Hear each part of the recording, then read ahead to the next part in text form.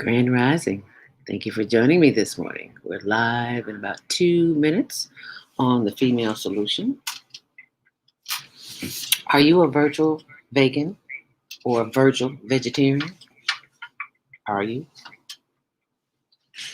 I'm not alone. Please let me know I am not alone. What is a virtual vegan or vegetarian? So find out. 1 minute until showtime. Showtime. At the Apollo tonight. Oh, good Lord. Already now.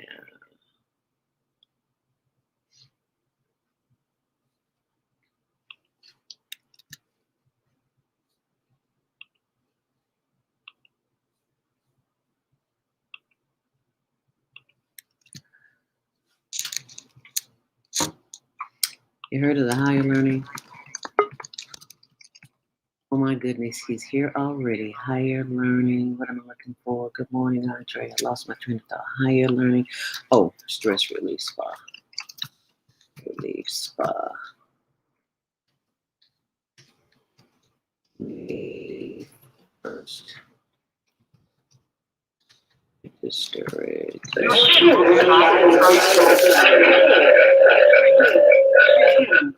One. Love Hope Radio.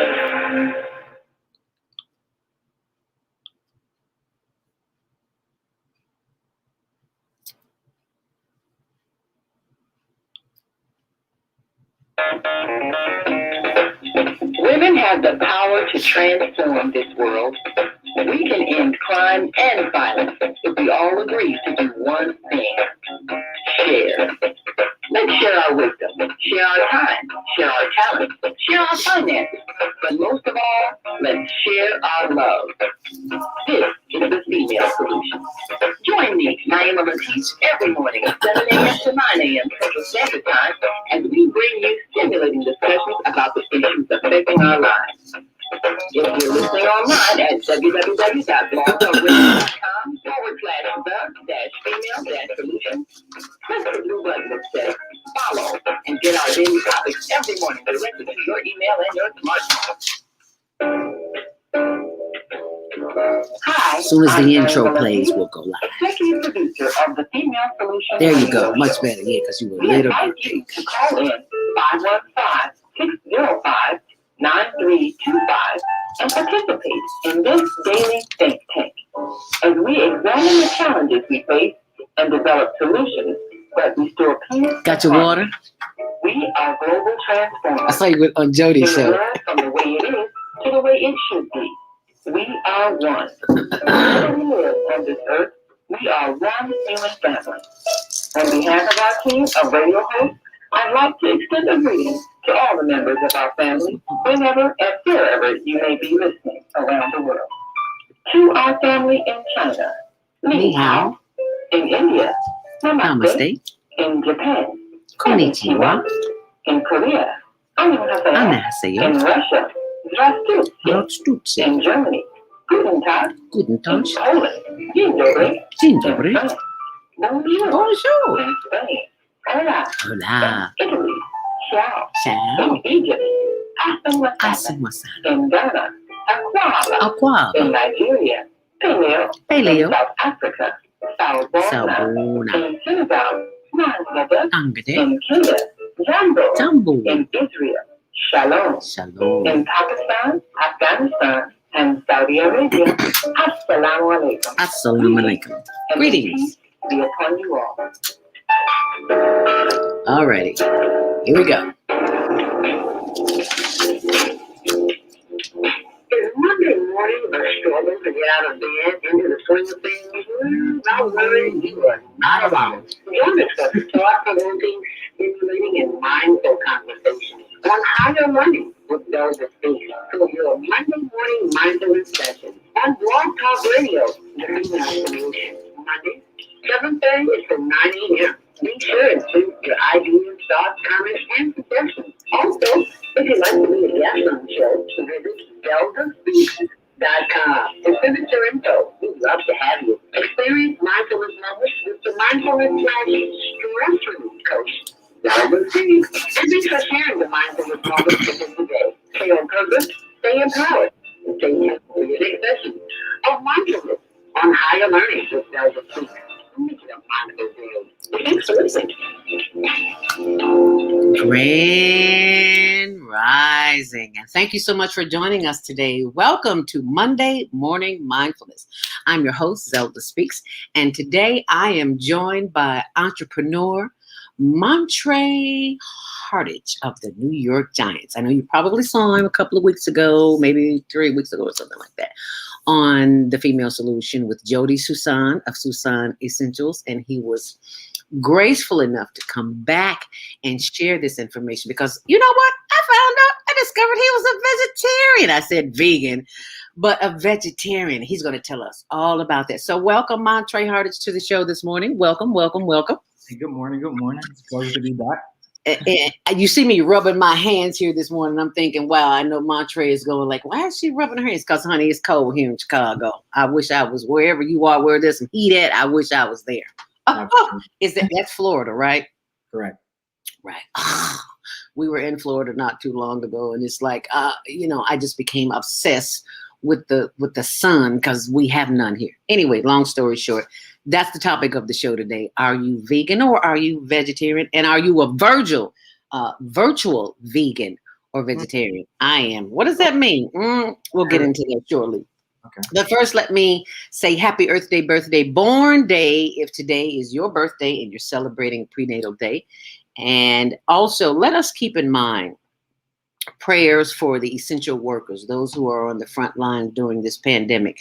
And also prayers, a silent prayer, a moment of silence for our sister of the microphone who's not here with us, Sister Minister Cynthia Marie Williams, who is in a nursing home and she's having a problem getting out of it. So we keep her in prayer, as well as my sister, Hattie Frierson Johnson, who's in the hospital. So we are asking for your prayers to keep those two names in your prayers today. Excuse me.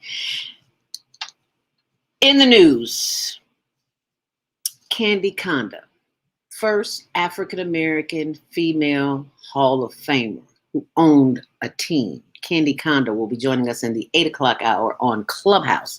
So we'll still be here on this platform, but we will be moving over to Clubhouse as well. And if you're listening online, you'd like to join the conversation, 515-605-9325, press 1 to speak.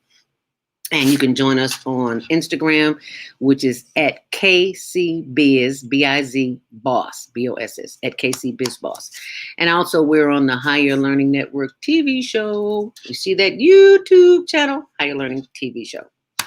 And I'll tell you more about what's going on behind the scenes later. But right now I want to get to entrepreneur Montre Hartage. Now, I have been doing... looking at your Instagram, Montre. I had no idea that, well, see, I hate to admit it, but I was not a big football fan because as a kid, my little brother broke his, what's this thing called here? Not a shoulder. I'm not AC joint. No.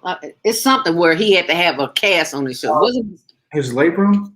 I forgot what it was. Anyway, that kind of, I saw the pain he was in, so that kind of turned me against football. So when Muhammad Ali came out with boxing, I was a boxing man. Brutal sport, right? I got one. One's worse than the other. But anyway, he hurt himself and it's like, okay, so I gotta sound intelligent here talking about football, and I still don't know nothing. I just like to see y'all play. I know that much. Yeah.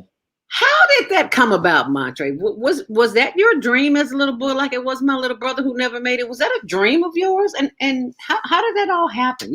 Most I shouldn't say most, but a great majority of our young men like basketball. So how'd you skip basketball and go to football? Tell us about that. No, actually, my first love was basketball. Oh, it was basketball. Okay. I think for me, kind of growing up, basketball was always my thing, and I grew up in a football household, so that was also kind of, that duality for me. And so it wasn't until like until I started to realize how good I was. That I was like, okay, like maybe there's an opportunity to play. And then when I got to middle school, I did pretty well. And then I got to high school. It didn't click for me until like maybe the end of my ninth grade year or 10th grade year, where I was just like, there's a ton of guys who've gone to college that are in my hometown. And so for me, I was just like, they're receiving love, they're receiving support and like community. And I was just like, that's kind of like what I want to do. What I want to. Where's your hometown? It's called Cordell, Georgia, small town. Cordell, Georgia. How far is that from Atlanta? It's like two hours. Okay. My husband's family is from Columbus, Georgia. Okay. You heard of Columbus? I'm sorry. Have you heard of Columbus? I used to live in Columbus. I used to live in Columbus. Get out of here. Little town about this big, but I loved it. I just love the South. So as you were saying. Yeah. And so, it wasn't until I realized that community love and support was kind of a foundation for, drive for me. And then I realized that I could get a scholarship out of, playing a sport that I was really good at. And then I think over time, I kind of just grew to love the game organically in that kind of aspect. And then, I just roll with it. Did you have health problems as a child? I did have a car accident when I was a child. I was 3 years old. 3? 3 years old, I was in a car accident. Did you say 3? 1, 2, 3? Yeah. Really? What happened? I was hit by a car, and I had fractured my right leg. I actually have had a fractured neck, actually, but it wasn't anything like. Really? Yeah. And you're playing football now? I mean, right now it's kind of a miracle. Wow, you are a miracle. Basically. Oh, wow. Oh my goodness. At age 3. Yeah. So did you have to have any type of therapy, surgery, anything? Well, I was told that I wasn't going to be able to walk from, the accident. I had a lot of oil, like burns and stuff like that, but recovered really well. And so the therapy that I did receive was just my mom purely saying, hey, like, you're going to walk again. Like, we're just going to make sure that we're doing things that are, functional and active for you as a kid. And so I kind of just went under her wing. She's a very determined lady. She has a lot of moxie. Wow. And so, with that, it was just one of those things where I had no choice but to get better. When What's mom's name? Her name is LaShawn. LaShawn. Kudos, Miss LaShawn. Oh my goodness. Look what you produced. Go ahead. This story is fascinating. But yeah, in terms of that, you kind of have no choice but to get better when you're surrounded by, people who are driven to help you. Mm-hmm. For me, I was just like, all right, like, I need to find some way to get through this. I know it may not be as smooth, but hopefully there's greener grass on the other side. Oh my goodness. So as you were growing up and your mom is reinforcing in you that no matter what the doctors told you, that you are living proof you can move forward with whatever your dreams are. Absolutely. So it started with basketball, which evolved. At what point did it evolve into football? I want to say when I got to high school, I kind of just realized that just because of my environment, whether it's recruiting and also my talent, I just realized that football, I had a little bit more leverage and opportunities to, go to the next level and be that person. So for me, it was kind of just like, all right, got to put my ego aside because I actually have some ability in this other realm that I need to tap into. And you were what age at that point when you made that decision, that conscious decision? 9th, 10th grade. I'm not sure what. How old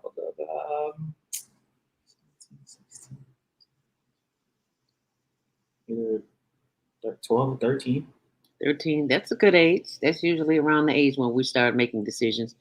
Think the bone connecting to the breastbone and the shoulder blade is called a collarbone. You are absolutely not, right, Naima. Naima Latif is the executive producer of the Female Solution. You are right on time, my sister. Yes, it is the collarbone. So you made this decision, discovered that you have this innate talent with all the armor of the voice of your mom telling you you can do it, do this. At what point did you know that this was going to be a career? This was just not a fun and games.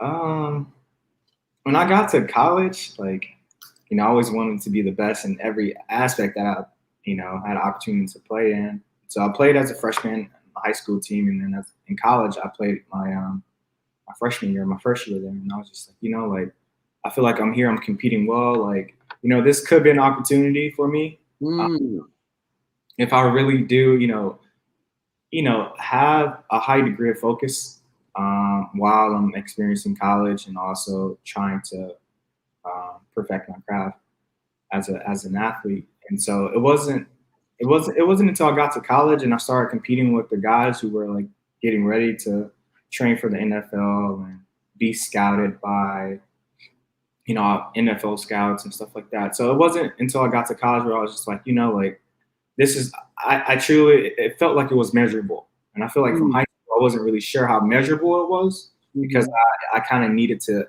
enter another chapter. And so when I got into that chapter of college, I was just like, okay, this is attainable. And I think, being in an environment like that at Northwestern, they do kind of give you a blueprint of the format of how to get there. And it's up to you. And it's almost kind of like, hey, it's what you put into it, and whatever you get out of it is based off your performance and how you conduct yourself. Okay, now I heard you say Northwestern. At what point were you at Northwestern, being that you're from Georgia? When did you get to Chicago? I enrolled at Northwestern 2015, summer of 2015. And why? It was a no-brainer. It was a business choice, and I remember I always told myself when I got to be a senior in high school, I was just like, if I get academic scholar or a prestigious college that wants to invest into me for football and obviously academics, then this is something that I need to look into because this football thing may not last, and the percentages or the statistics on guys that make it are very slim. It's just like I need to trust myself and trust my ability of work ethic in both aspects. So I was just like, for me, plan A is school, plan B is football, because that talent can be taken away due to injuries or, whether it's politics or something. Who knows? The inevitable. And so I was just like, that plan A, they can't take that away because, that's something I can put the work in and create, whether that's networking and trying to, enhance my human capital. So how much, I love that, my human capital. How much of a say-so was that from your mom, Miss LaShawn? To be honest, when it came to school, she was pretty open. She was always like, hey, whatever you think is comfortable. My dad was pushing like, hey, you need to get out of the state. He was big in terms of like expansion equals exposure. Military. And that was a key artifact in terms of what I took from him. And then it wasn't until my uncle, like, he was just like, hey man, you have to brand yourself. Like he kept telling me this, like, create your brand. And I was just like, he kept, I asked him, what does that mean? He was just like, you have to market yourself in a way that you want to best be perceived as an individual, whether that's academically or athletically. And so he was just like, whatever gives you that best opportunity to leverage both ends, he was just like, I think that's going to help you, grow as an individual and obviously give you more exposure to different aspects of your life. Exposure and expansion. I love that. And one of the ways that we do that here at the Female Solution is to focus, is to be aware, to be conscious of our focus and how that can help us. So you hit the nail right on the head. I want to thank you for sharing that, because at 7:15 every morning, well, we're a couple of minutes behind today, but that's okay. We're always at the right place at the right time. We do a Monday morning mindfulness stress relief session, and I'd like you to participate. Would you like that? I would. Wonderful. So let us become quiet, become still. Find yourself. If you're watching the show, we're on Facebook.com/HLN TV show and on our YouTube channel, Higher Learning TV show. And we simply sit up straight in our chair. And I know I've got some people, including myself, who sometimes lie down because when I listen to Viata show, I'm lying down. I don't get up out the bed because if I get up out the bed, I'll be busy. So I just lie there. So if you're lying down this morning, it's okay. But anyway, sit up straight in your chair, feet flat on the floor, nothing in your hands, nothing in your lap, and just have an open mind. That this is the type of experience. This is just a small portion of what will be facilitated in the kickoff May 1st of the Higher Learning Stress Relief Spa experience. So I ask you to close your eyes and you will inhale to the count of 5 in your mind. And you'll hold that breath for a hot second because at some point in time, you know, they said Black folks don't swim. You might need to know how to swim and hold your breath. So we practice holding our breath. So inhale to the count of 5, hold it, and exhale. And all the time we're breathing through the nose, not through the mouth, always through the nose. So inhale deeply,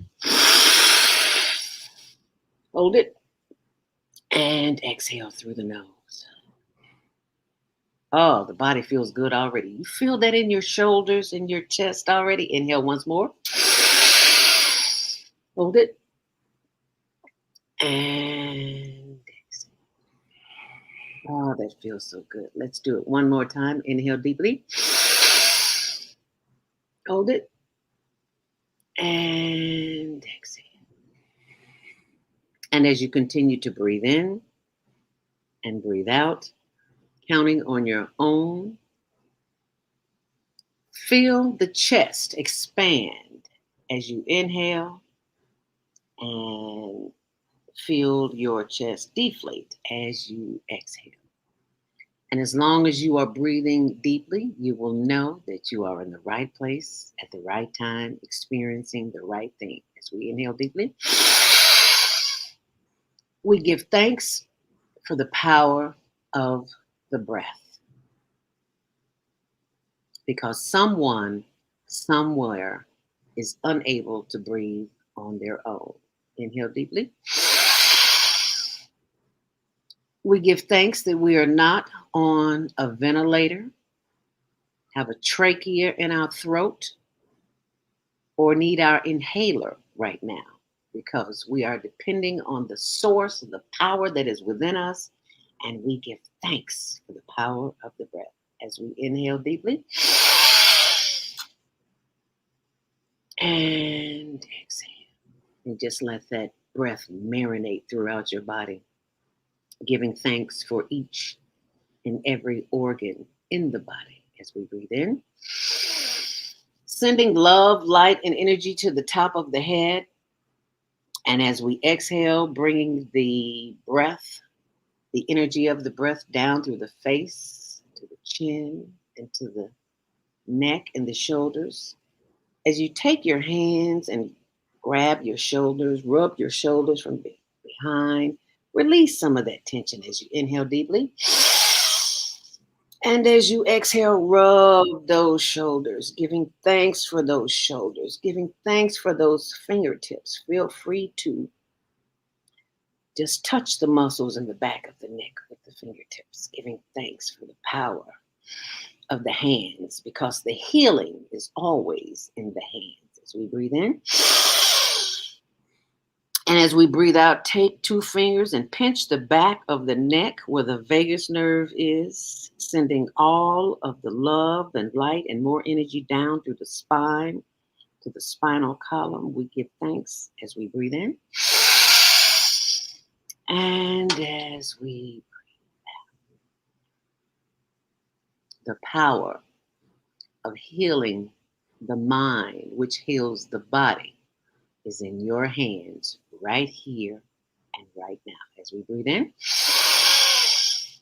and as we breathe out, sending more love and light and energy down through the chest, the sides of the body, the back and the buttocks and the thighs. Oh yes, those big, warm, glorious thighs that keep us mobile.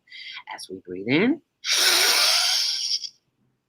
And as we breathe out, sending love and light and energy to the thighs and the knees and the legs, feel free to rub them, touch them, whatever you decide to do, showing your body how much you love it as you breathe in.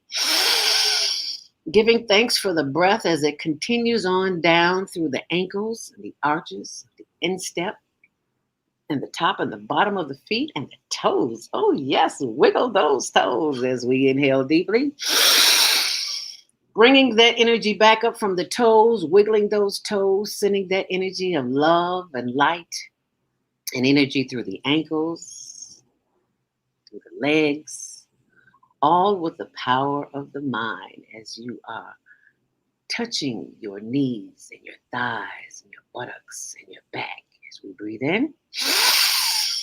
Sending that love and light and energy through the breath back up through the back of the neck as we inhale deeply.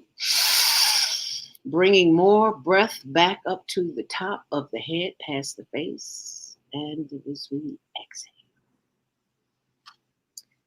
And we take one more long, deep inhale deeply.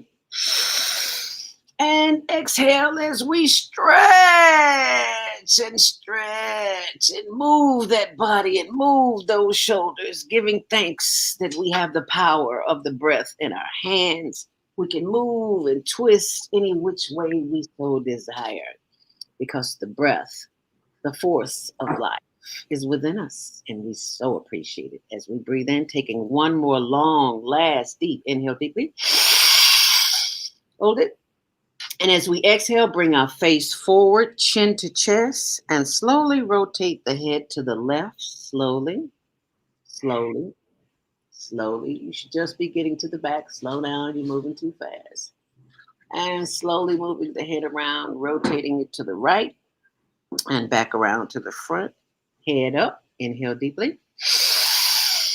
And as you exhale, bring the head back down, chin to chest, and slowly rotating the head to the right.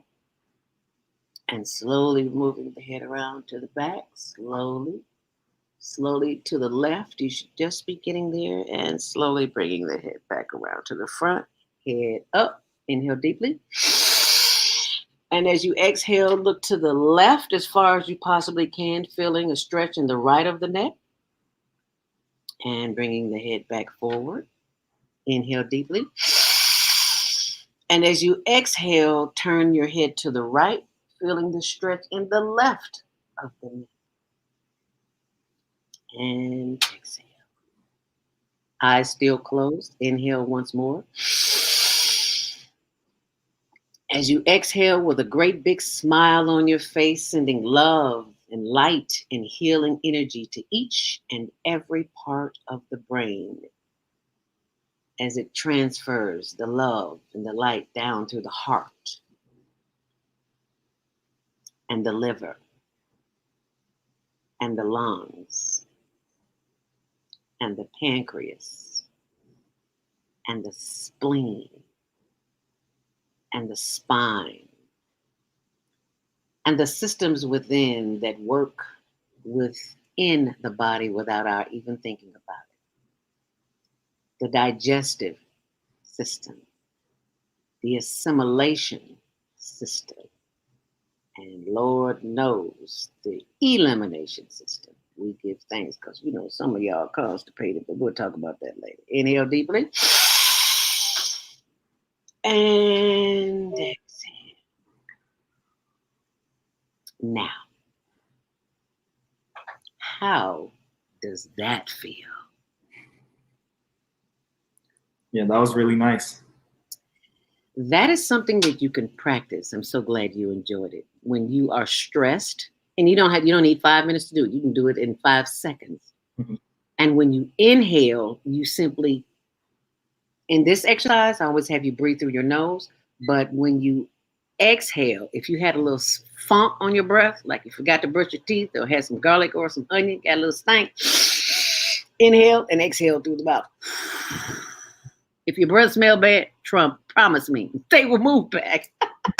And you can find more tips like that and testimonials on my YouTube channel, Zelda Speaks. as well as Zelda speaks mindfulness. I hope that's something that you can practice on a daily basis to release yourself of stress. What do you usually do, Montre, when you are practicing relieving stress? It's usually physical.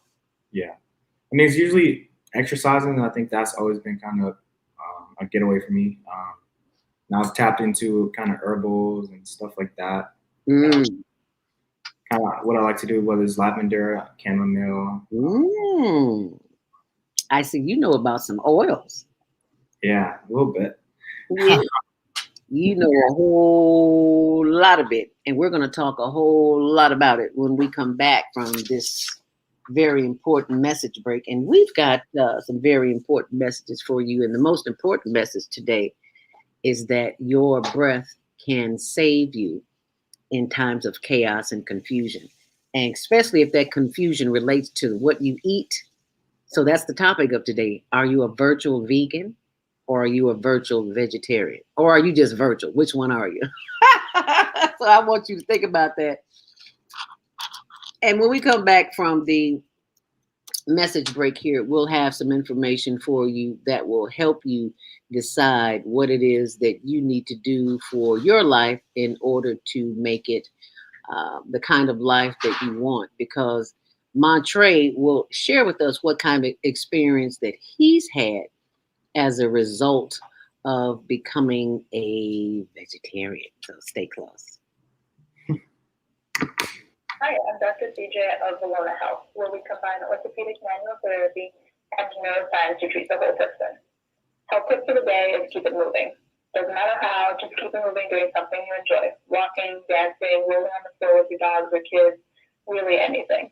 The body craves movement to keep its bones, joints, and muscles happy. Even our mental health and internal organs and digestive system rely on our movement. Thanks for being a part of the Higher Learning Network on the Female Solution.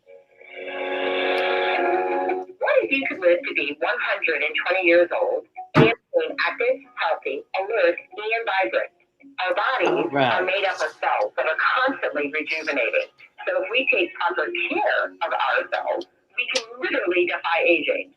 Join us every Tuesday from 7 a.m. to 9 a.m. Central Standard Time to learn like about 3 more self-care from Design Essentials on the Female Solution Blog Talk Radio Show. Learn how to help your body and yourself feel rejuvenated each day through proper nutrition, sleep, frequency medicine, and many unconventional methods of self-care. I'm Jody Susan. Join me and my amazing guests by calling in at 515-605-9325 and press 1 to speak. We'll help you achieve a breakthrough in your health today. We have an opportunity to transform the whole global society in the next 50 years. 50 years from now, the earth will be populated by a new generation of adults, many of whom are yet unborn. Our mission is to nurture them in childhood with love, guidance, and protection, and to raise them in healthy, happy families. If we impart values of compassion, generosity, and respect for fellow human beings in the next generation of children, they will create a world where people can live together in peace. This is our goal. Be a part of the transformation. Get your copy of the book, The Female Solution. Go to www.naimalatif.com. That's www.naimalatif.com. You're tuned in to the Soulful Chicago Book Fair 2020 Vision Fundraising Campaign. That's right. You can support the vision of reviving Black literary excellence in the city by simply taking your $20 or more and donating it on our website. Visit www.soulfulchicagobookfair.com and click the Donate tab on our homepage.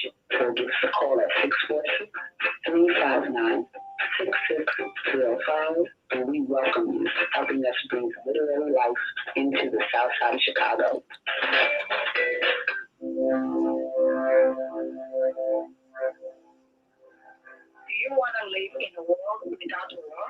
Join our global peace movement. Heavenly Culture World Peace and Restoration of Life transcend culture, vision, ideology, and other boundaries to achieve peaceful harmony in global society. HWPL is committed to bringing world peace and cessation of war through peaceful dialogue between religious groups. I'm Director Kim of HWPL Chicago branch of North America. Join us for our next gathering. Call 773-580-1501 and be a part of the movement for world peace. Email us at chicagohwpl@gmail.com. Okay, last one. About finances, family, health, job, relationships. Are you in pain? Do you feel stuck?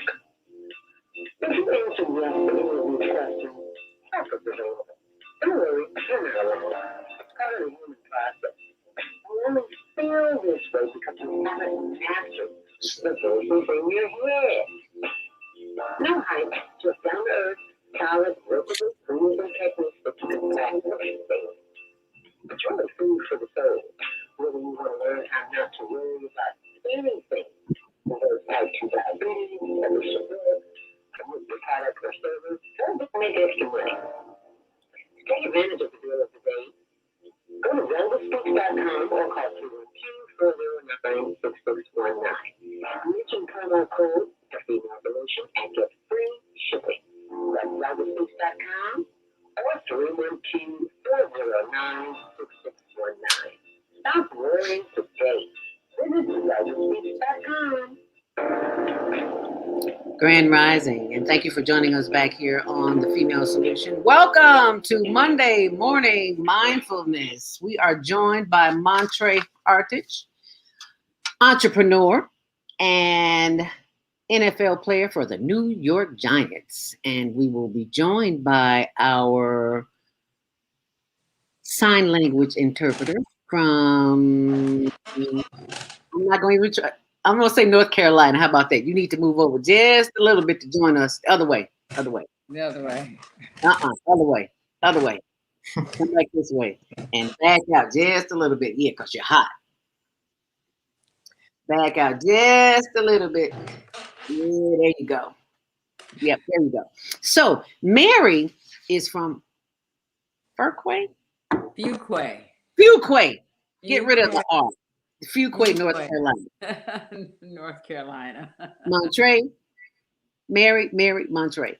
Nice to meet you. Nice to meet you too. I'm excited to meet you. As you can see, she does sign language for our hearing impaired, and I am so honored to have both of you on the show this morning because this is the kind of information that needs to get out to everyone, whether they can hear or not, because some of us hear and we don't hear. So I'm very grateful to have someone to relay that information.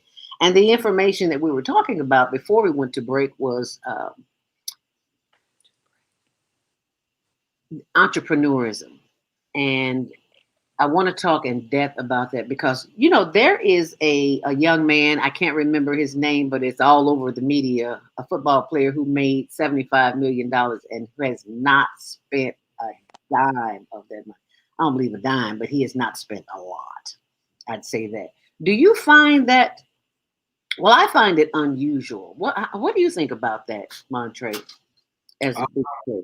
Yeah, kudos to him for having a budget and for understanding that he can, live on a certain amount of money and obviously leverage the big amount, whether it's millions of dollars to invest in or for generational wealth. So I think it's good for him. I'm not sure how many athletes are allowed to do that given circumstances. Maybe they're drafted later in the draft, or they had to really make the team and do different things like that. So it kind of varies from story to story and from player to player. So.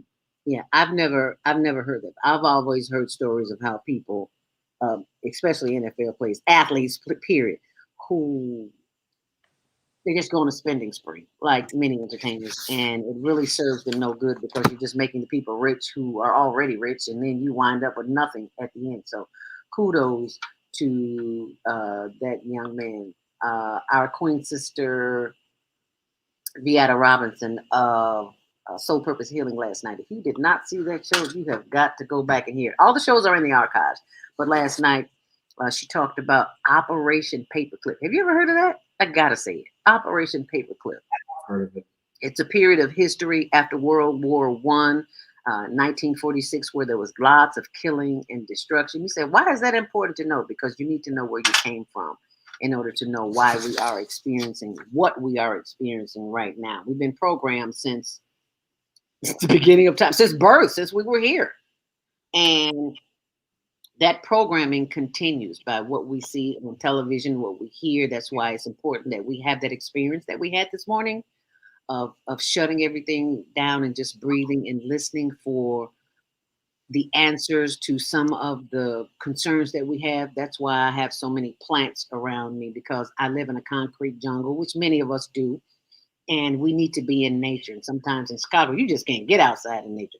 So I said all that to say this. Read the blog, zeldaspeaks.wordpress.com, and you'll understand why. Moving on to why. Why is it that at such a young age, Montre, you have discovered that you are more Mm, than a football player? yeah, that's a broad question. It's a good question. I think I always knew there was something more. Like, Mm, and I think for me, being a black individual in my town, that was kind of the majority. And then I was just like, what's the other side? What is that? What does another city look like? What are they experiencing? What are the white people across the communities or across the city, across the town? What are they experiencing? So I had a lot of questions. I was just like, how to get to college? Like, what does that look like? How are these people that I see on TV, where they're at with it, now? And, how is the president? And so, like, I think I just, like, started with the,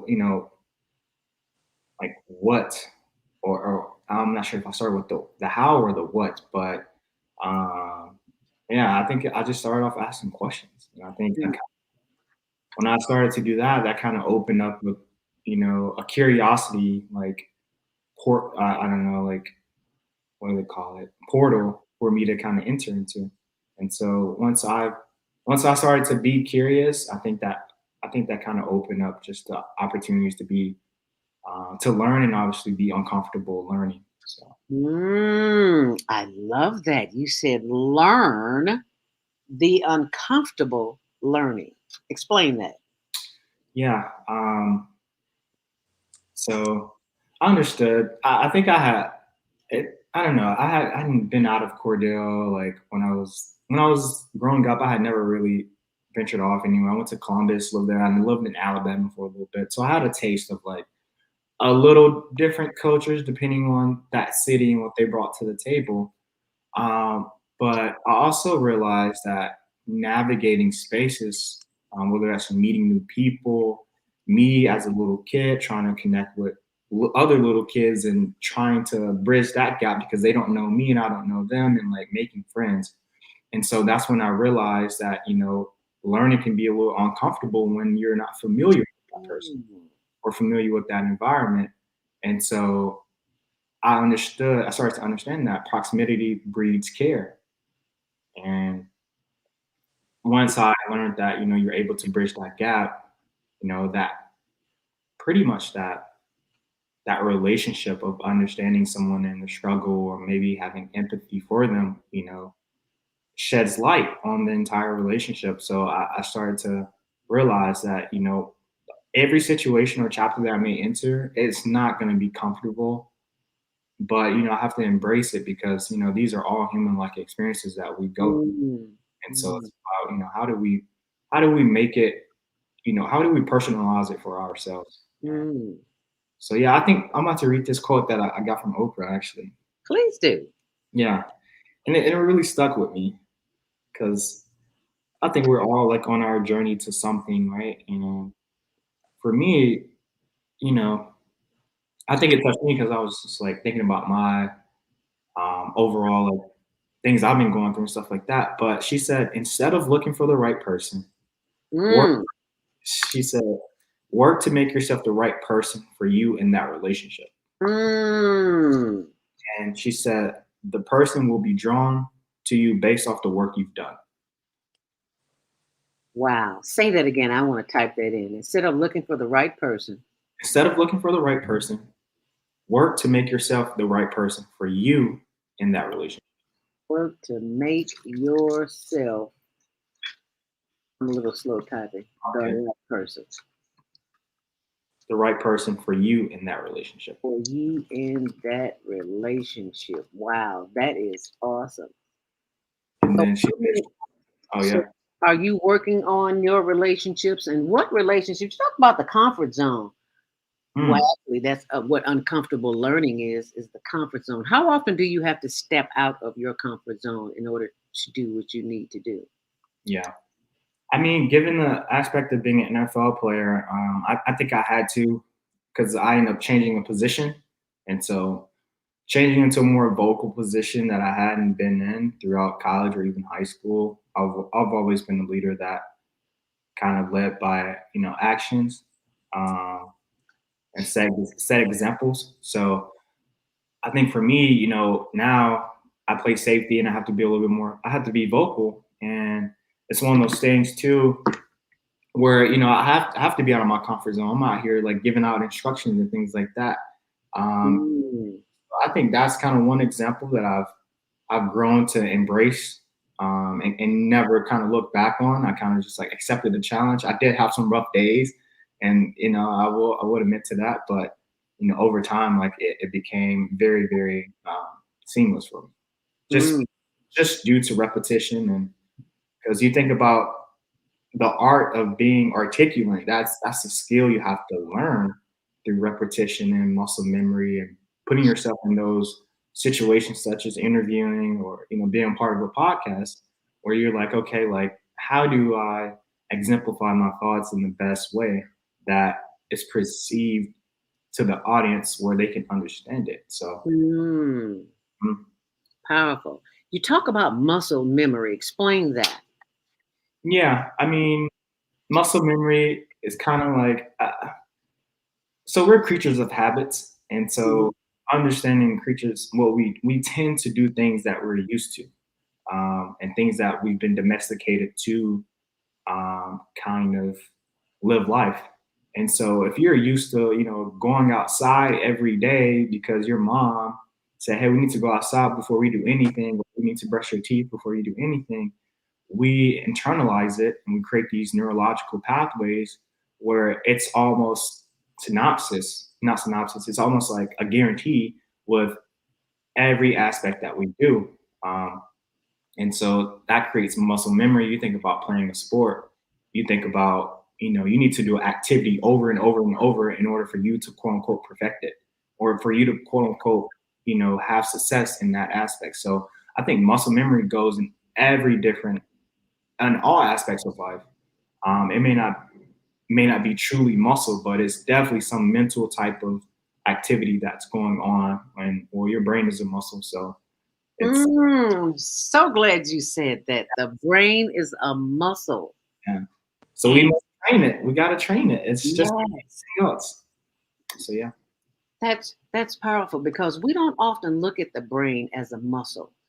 And that muscle is oftentimes not being exercised if we are sitting in front of, I want to say application, but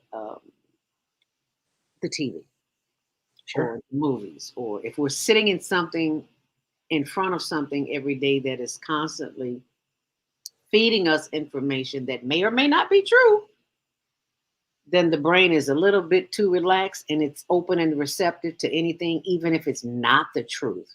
Hmm. So I'm so glad you mentioned that, especially as it pertains to muscle memory, because we just don't look at the brain as a muscle. And that's powerful. I'm so glad you said that. And I've noticed one thing is I don't work out anything like you do, honey. But I do go to the gym to maintain. And I notice when I've been off a day or two, I try to go every day. Doesn't happen every day, but I go at least 4 or 5 days out of the week. And I don't train that hard because I'm in what do you call it? Maintenance mode. I'm trying to keep from gaining weight as opposed to gaining muscle mass and being running marathons and things of that nature. When you get to a certain point in your life, you discover that there is no competition.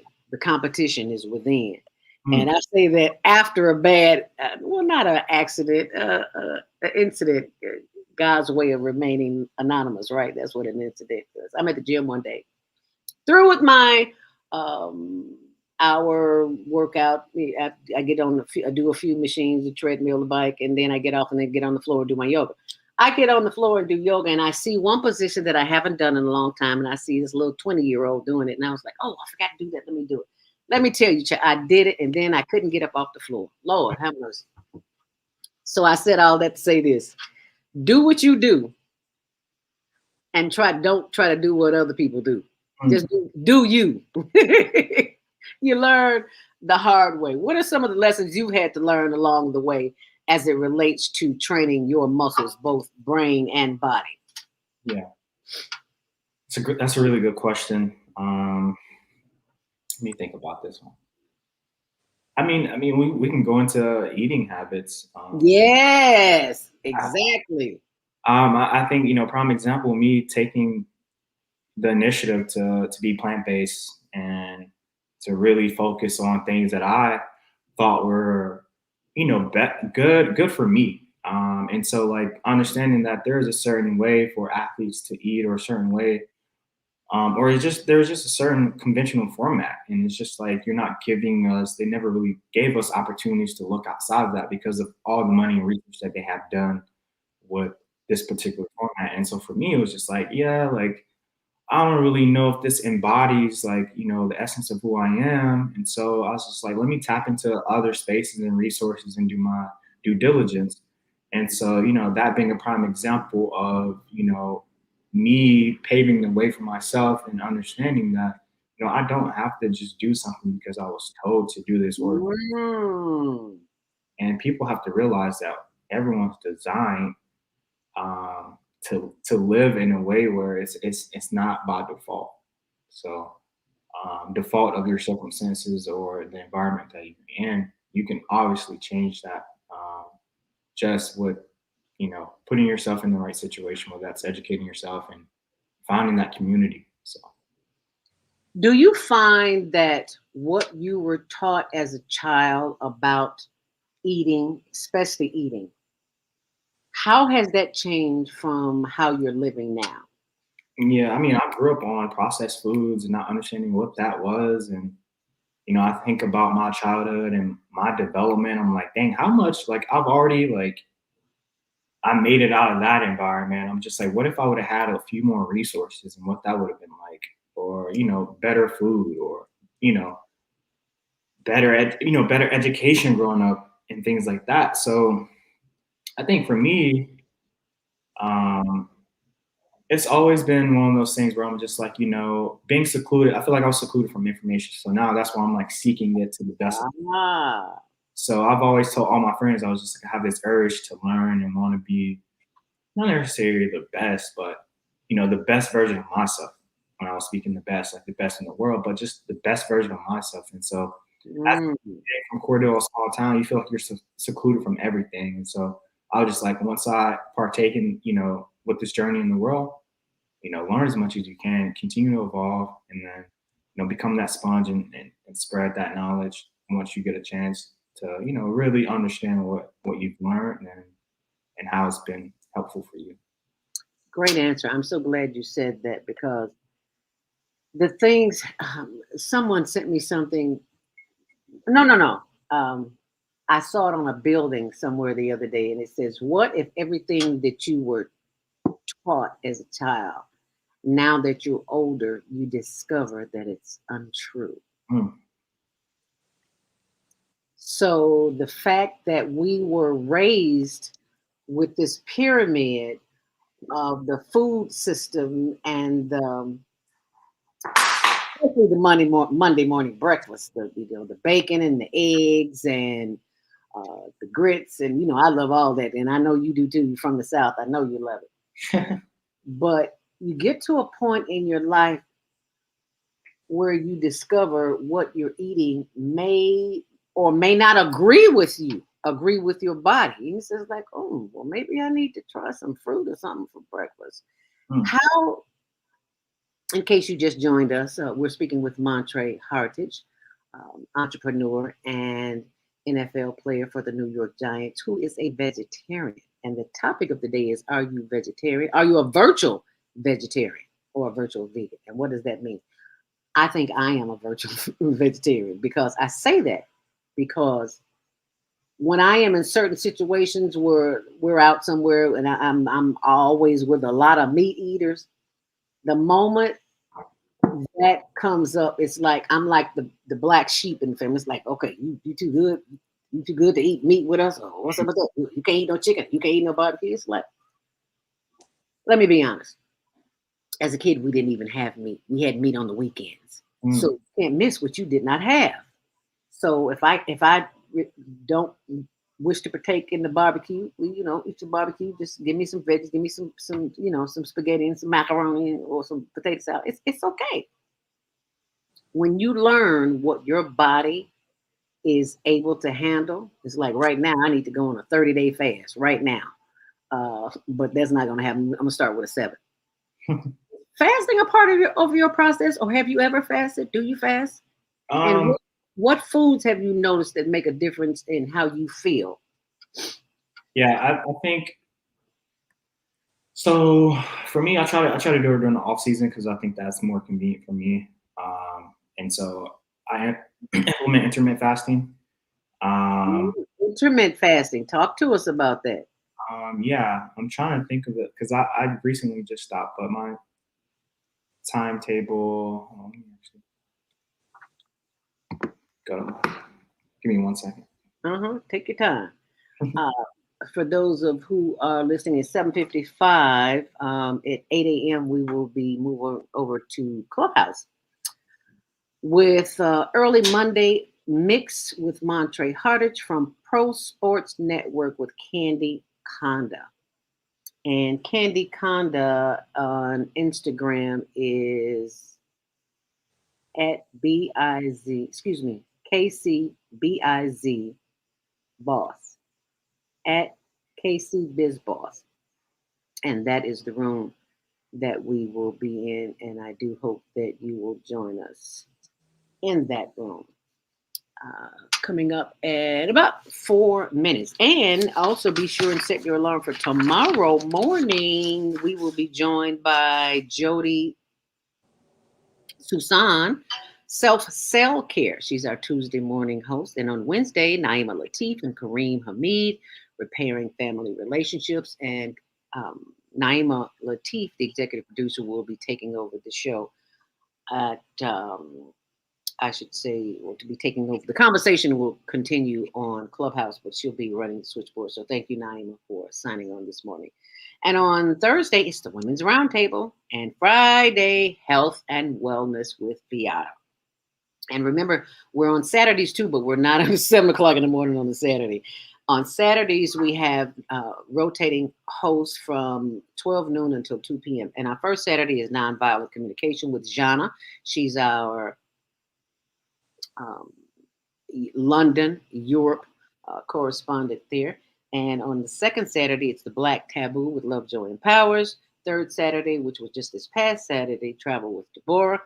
And fourth Saturday, Wisdom with Mama D. And these shows are always in the archives. Don't forget about last night, Sunday, Soul Purpose Healing with Viata. And then we're back to Monday Morning Mindfulness right here on The Female Solution with Montre Hartage and Mary Shelton, author. She's our sign language interpreter, but she's also author of Silence Isn't Golden. And that's the story of a family that her mother and father were both deaf. That's why she's so good at what she does. And that son, which is her brother, was taken away from her at birth, and she's still looking for him. So, you think you got problems? You are not alone. Hmm. And Montre Hartage, feel free to answer that question, knowing that you are not alone. So, did you find what you were looking for?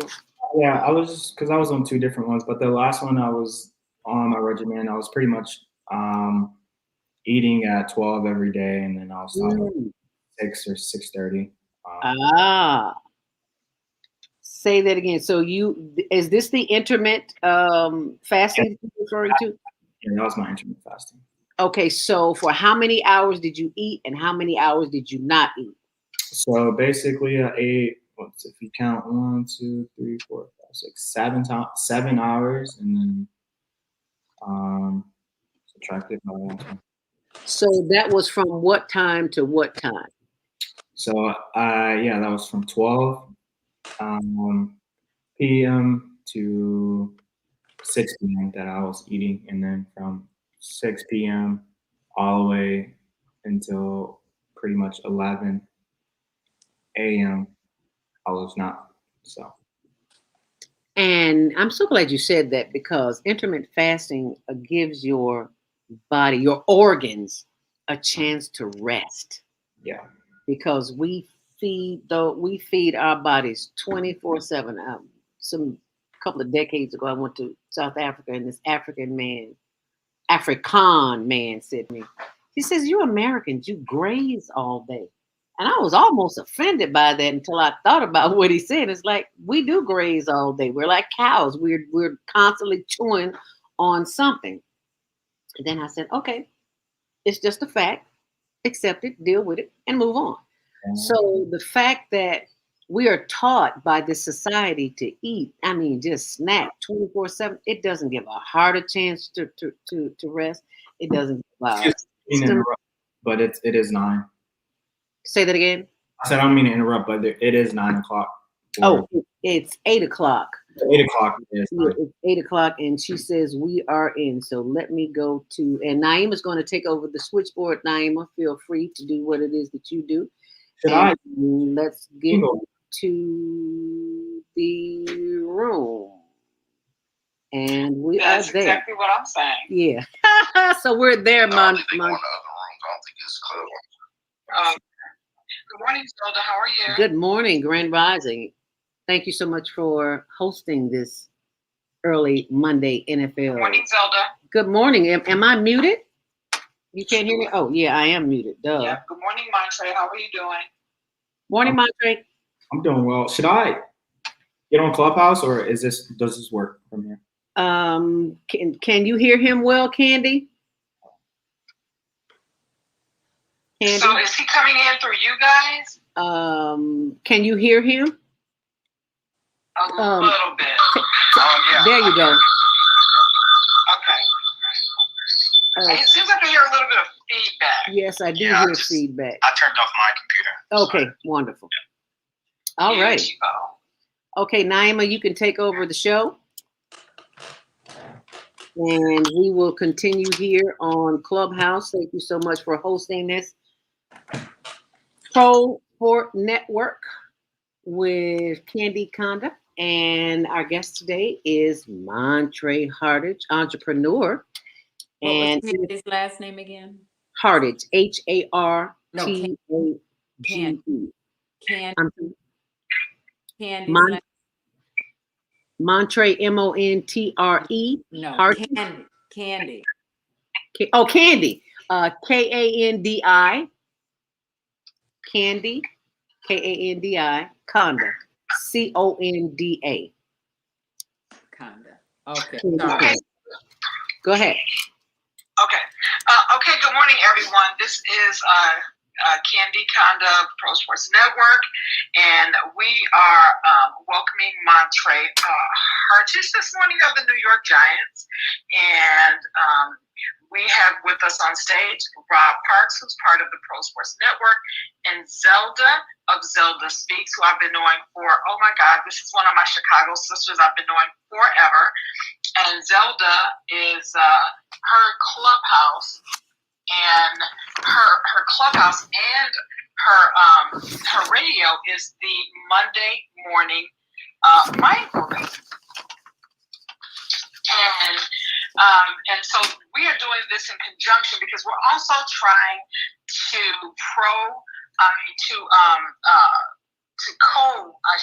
promote Monday morning mindfulness. And Montre was on her show this morning, on her radio show, and then he's doing the second half of her show here on our show.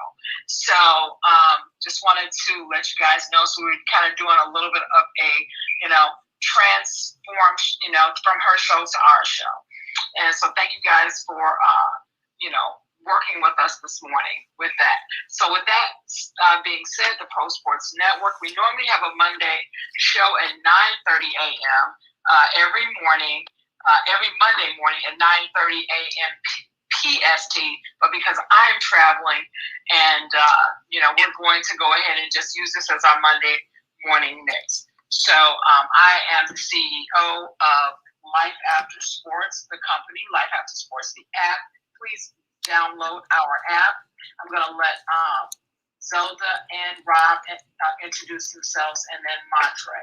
So, Zelda, would you introduce yourself, please? Thank you. Thank you so much, Candy Conda. Greatly appreciate that. And if I repeat myself, it's because of Mary Shelton, who is our sign language interpreter. I sometimes speak too fast, so I'll repeat myself if I need to. Mary is sign languaging for the hearing impaired. Mary Shelton is author of the book Silence Isn't Golden, and it is the story of a young woman who lost her brother at birth from two parents who are hearing impaired. And it dawned on me one day that the hearing impaired community is not being serviced, so we decide to have her on the show and translate. Montre Hartage is an entrepreneur, and this is his second visit here on The Female Solution. He was so gracious enough to come back and share his information as an entrepreneur, not only as a football player, NFL football player, but as an entrepreneur to help awaken the consciousness of those who are intimidated by what they see and what they hear in the news as it relates to virtual vegetarian or veganism, and how that can really help heal your body. So that's who we are. Montre, would you like to add something there? Unmute your mic and tell us a little bit. Well, we know a little bit, but we want to know more. What brought you here? Unmute yourself, Montre. Oh, yeah. My name is Montre Hartage. Currently with the New York Giants. Went to Northwestern University. And for me, I've been vegetarian for over the past 2 years, and understanding that we've been domesticated our lives to think a certain way, and so for me to kind of to learn more about myself and learn that there's other alternative options, I wanted to enhance that ability to obviously think for myself and be in a situation where I feel like I can have control over the outcome, somewhat of not necessarily the outcomes, but at least prepare myself for handling the outcomes properly, just because of doing the due diligence and understanding that whatever I'm doing, that I understand that consequences that may be out of my control may happen, but things that I can't control, what can I do in order to control them? So whether that's diseases, illnesses, understanding what mental health is, understanding what being a conscious consumer looks like. And so on a day-to-day basis, how does that work, and how do you continue to practice that in order to make that a part of who you are? So. Okay, so that's wonderful, and you know what? I'm really glad. I want to hear more because I'm not my daughter's a vegan, and I'm trying to work on that. That's one of my big things I'm trying to work on now. I'm trying to move toward being a vegan. So I do have a couple more questions on being a vegetarian and vegan. I'll still eat salmon, and a couple of other dishes. But before we go any further, I would like Rob and Walter to introduce themselves. Walter, would you introduce yourself? How you doing? Good morning, Candy. My name is Hungry and Humble. I dabble into a lot of different things. I got a Life After Sports show that I partnered up with Candy. She let me use her brand to go forward with the whole sports just interviewing and bringing awareness to mental health. So I'm super excited with that. That'll be launched on Next Legacy Radio next month. I'm also the studio manager and studio producer at Rockstar Studios. I'm a booking manager for MusicCon 3. And I also have a store in Pilsen, an incubator spot, trying to just pave the way for businesses and people that want to really start their brands. So if I could open a door or make any type of connection, that's definitely work. And I'm sorry that I'm rushing this morning. I'm also working for a business and I'm doing some social media content right now on Twitter. So that's my Good time. morning, Rob. Oh, thank you, Walter. Good morning, Rob. How you doing? I'm good. Good morning. I'm Rob Parks. I am the CEO and senior writer of ParkSportsAndRecreation.com. I also write for 48minutes.com, which is an NBA site. Lakers, Miami Heat, and Orlando Magic right now. I got a lot of stuff going on. So, we're dead in the NBA season. We got like 2 weeks left. And the playoffs coming up. So, been pretty busy, but I like to help Candy out building this pro sports network. I also think we got something big here. Some big things coming in the works, so just stay tuned and make sure you follow the club with time. Rob, do you have a question for Montre since your mic is open? You said, do I have a question? Yeah. Not yet. Okay. Give me a second. I'm thinking about it. Give me a second. Okay. So, Montre, I do have a question for you. So, this is going to be, so I know Zelda said that you were an entrepreneur. Can you tell us a little bit about what business endeavors you have going on currently? Yeah, currently, right now I'm focused on toothpaste right now and the essence of creating a brand, or a natural brand. And just also, with that informing communities, why is this brand important? Like, why is it something that we need to invest into and tap into as individuals, where sometimes that we may go into stores and look at all these different toothpaste brands and may not look at the ingredients. So also just putting emphasis on what are you consuming, and for me it's just like oral hygiene is so important. We talk to people, this is a gateway in terms of our nervous system, because how close it is to our brain, and I think being aware of different heavy metals or toxins that may be in toothpaste is I'm so glad you said that. So you have a toothpaste brand. So first question I would ask is, why toothpaste? What made you decide to choose a toothpaste brand as the first business endeavor? for me, toothpaste. I mean, it's kind of one of the first things that you do in the morning in order to get something here. So for me, oral hygiene has always been a huge thing. Growing up in a community where a lot of things are processed, whether it's a lot of sugars, a lot of whether it's sodium, just all these different things. So it's just like how can I properly take care of myself in the best way? And then I start to realize a lot of things maybe acid base that are ruining our enamel of our teeth, and there's a lot of things that we may not be aware of, and just like, why are my teeth more prone to cavities and things like that? So just like everyone wants to smile and have be able to feel like you're comfortable talking. So just like that's, I feel like that was a kind of no-brainer for me. And so yeah, and just in terms of starting my brand, it's still in the very, very small stages, so I haven't really promoted or done anything. It's just right now, it's just really trying to come up with the best product for people and the ingredients. So And I'm excited for you. I see Chris has joined the stage this morning. Good morning, Chris. Would you like to introduce yourself? Good morning, everybody, and thank you, Candy, for running another great room early in the morning, coming out of Las Vegas. Just dropped off my son, so I can't really talk. You should probably hear the parking lot, so I'll be back in about 5 minutes. Absolutely.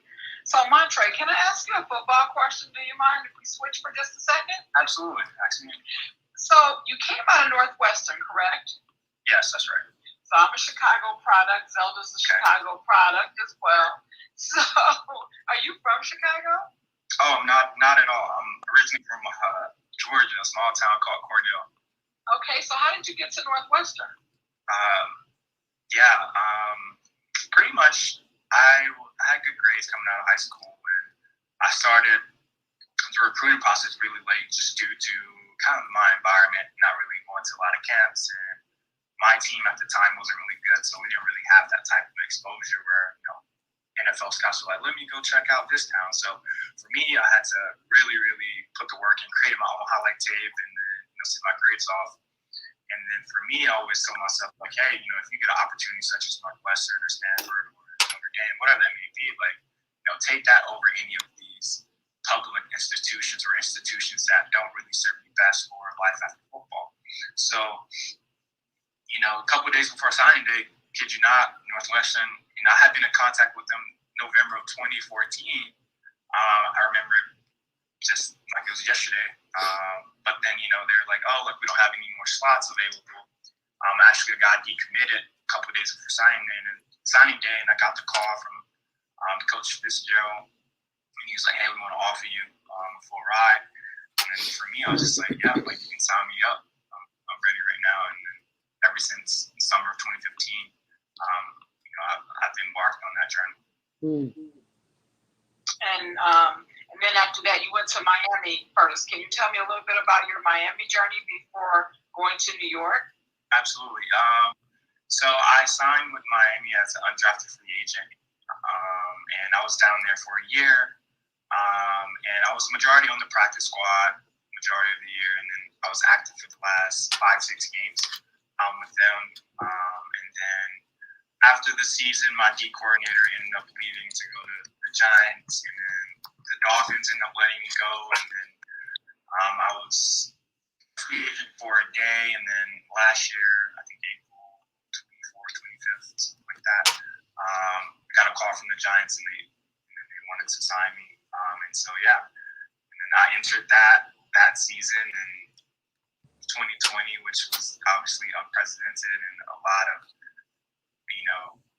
situations where, we had to all, as individuals, do things that were, very new for us. And so, being in that space was totally different. And obviously being in a space or an environment where that was looked at as the epicenter for COVID. And, for me, it was a crazy journey. So. Now, I heard you say a few minutes ago, life after football, and obviously you're young and you're just starting out, so you're way far from that. But what I love about what you said is, I started a company, about 6 years ago, Life After Sports, and it's really like, before, during, and after sports, and you really are the epitome of my company. And what that is preparing yourself for the just in case and the during, and I love that you're doing the toothpaste company, because actually you're actually doing your own endorsement deal. As soon as you get this up and running, this is going to be in every Walgreens. I'm sure that's what you're thinking, right? Every Walgreens, every Target, you're doing your own endorsement deal. What would you say to every other NFL player out here that is a new NFL player that's actually doing, their own company? Because of course we see them, a lot of times they go for the big endorsement deals, but you're starting out on the ground floor with your own business. So, what would you say to other, up and coming, I guess, athletes about starting their own business? Because I know it's hard. What would you say to them? I think, well, for me, I can only speak for myself and what I do, but I always start with a purpose, and I understand that as humans we create purpose for anything, and us creating purpose for something, you create value for it, and then if you can create value for it, then you can monetize it. And so for me, I think I'm kind of going off in terms of what my interests are, what other people's interests may be. You want to be a founder or a CEO who truly has purpose in what they're doing. And so I know a lot of people may be driven by the money aspect, but I think the first thing, that a person needs to really, really embody is understand, why they're doing it and there's purpose behind it, like let that be that drive, because ultimately I don't think you ever stop. Because if you have purpose, such as purpose for loving your kids or purpose for saving the environment, then that's going to be who you are holistically. And I think you need to figure out like what are those different intangible things that make you who you are, whether that's for your brand or for your company. In creating that, Fabulous. in creating that. So Zelda, I didn't want to hug the mic. Did you have anything, Zelda? Yeah. That I wasn't sure if you were gonna. I did know have a Zelda question. had you on your show this morning. Zelda, did you have anything?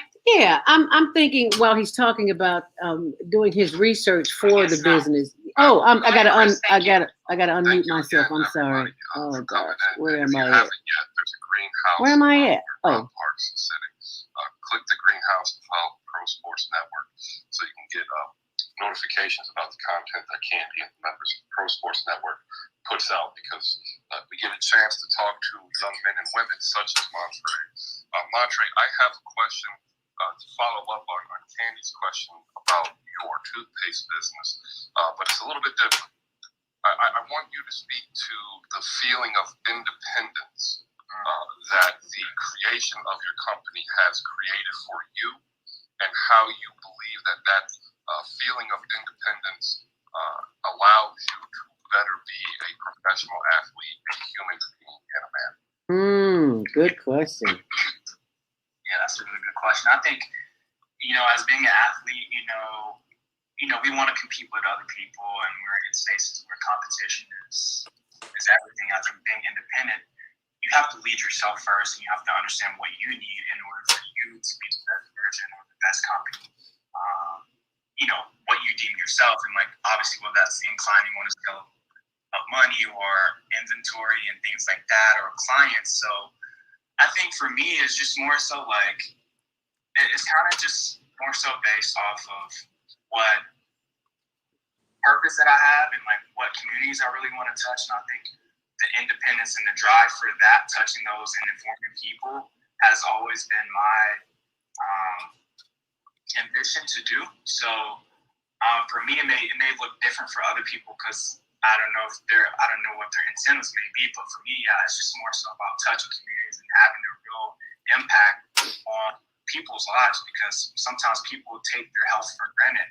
And for me, and being in this space of being a health conscious individual, it's just like, if you ain't got health, like, what do you have? Like, it doesn't matter what riches that you may be putting your energy into. If you're not internally, woke on the things that you're putting inside your body, then how can you be the best individual that you can be? Fuel is everything. Your environment is everything. And so, like, we have to, as you being an independent person, you need to inform. You need to be the service for your people. And whether that's serving 1 billion people, 1 million people, 100 people, you have to be that leader who can, not only inform, but be confident in what you know and what you have to offer. I have a question. I apologize. Great answer, Montre. Candy, I am sometimes challenged with this social media, and my mic was muted, so I'm talking all the time, and nobody could hear me. I'm wondering why. But to back up to the question that the young man asked Montre.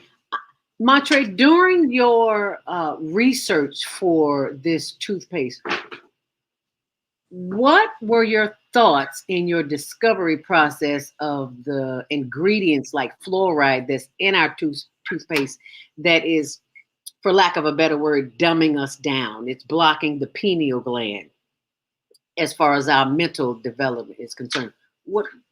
How did you feel when you discovered everything that you've learned about toothpaste is not at our best interest?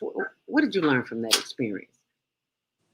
Yeah, I think for me, I didn't really get into toothpaste until like I started to understand what food really was, and like how it's true essence of we are and how we develop as individuals.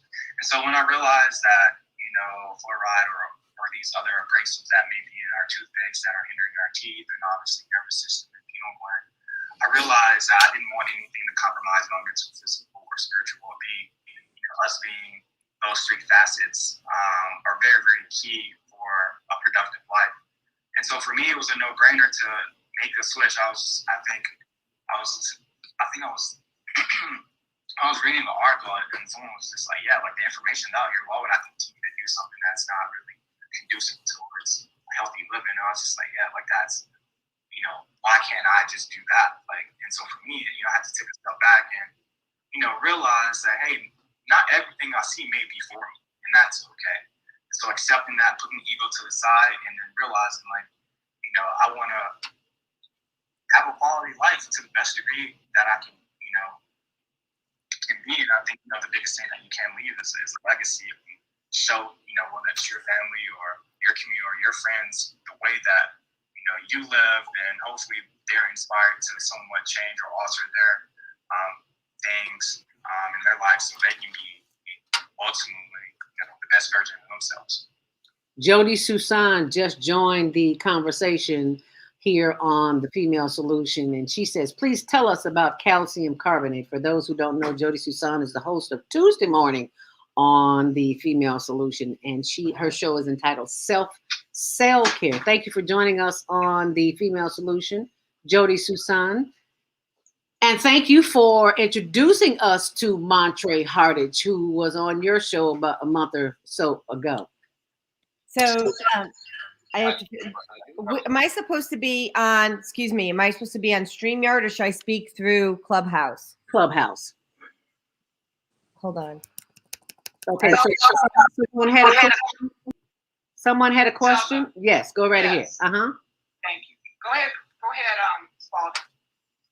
I did want to ask Montre this, like, if with everything that you're doing right now, what does it mean, in regards to your legacy? Do you think about your legacy? Is that something that you started thinking about? Is that something that you would think about later? Or, like, how does all of that fall into place for you right now? Yeah, I think it kind of started with family for me. Not really knowing, like, the root for, where I came from and a lot of those aspects. And I was just like, sometimes, like, people may paint a picture of their life, but, like, you may not get that full story of who that person may have been. And I was just like, you grow up in an environment where you see a lot of role models, athletes or entertainers, or whether it's, people who are in professions such as, doctors or,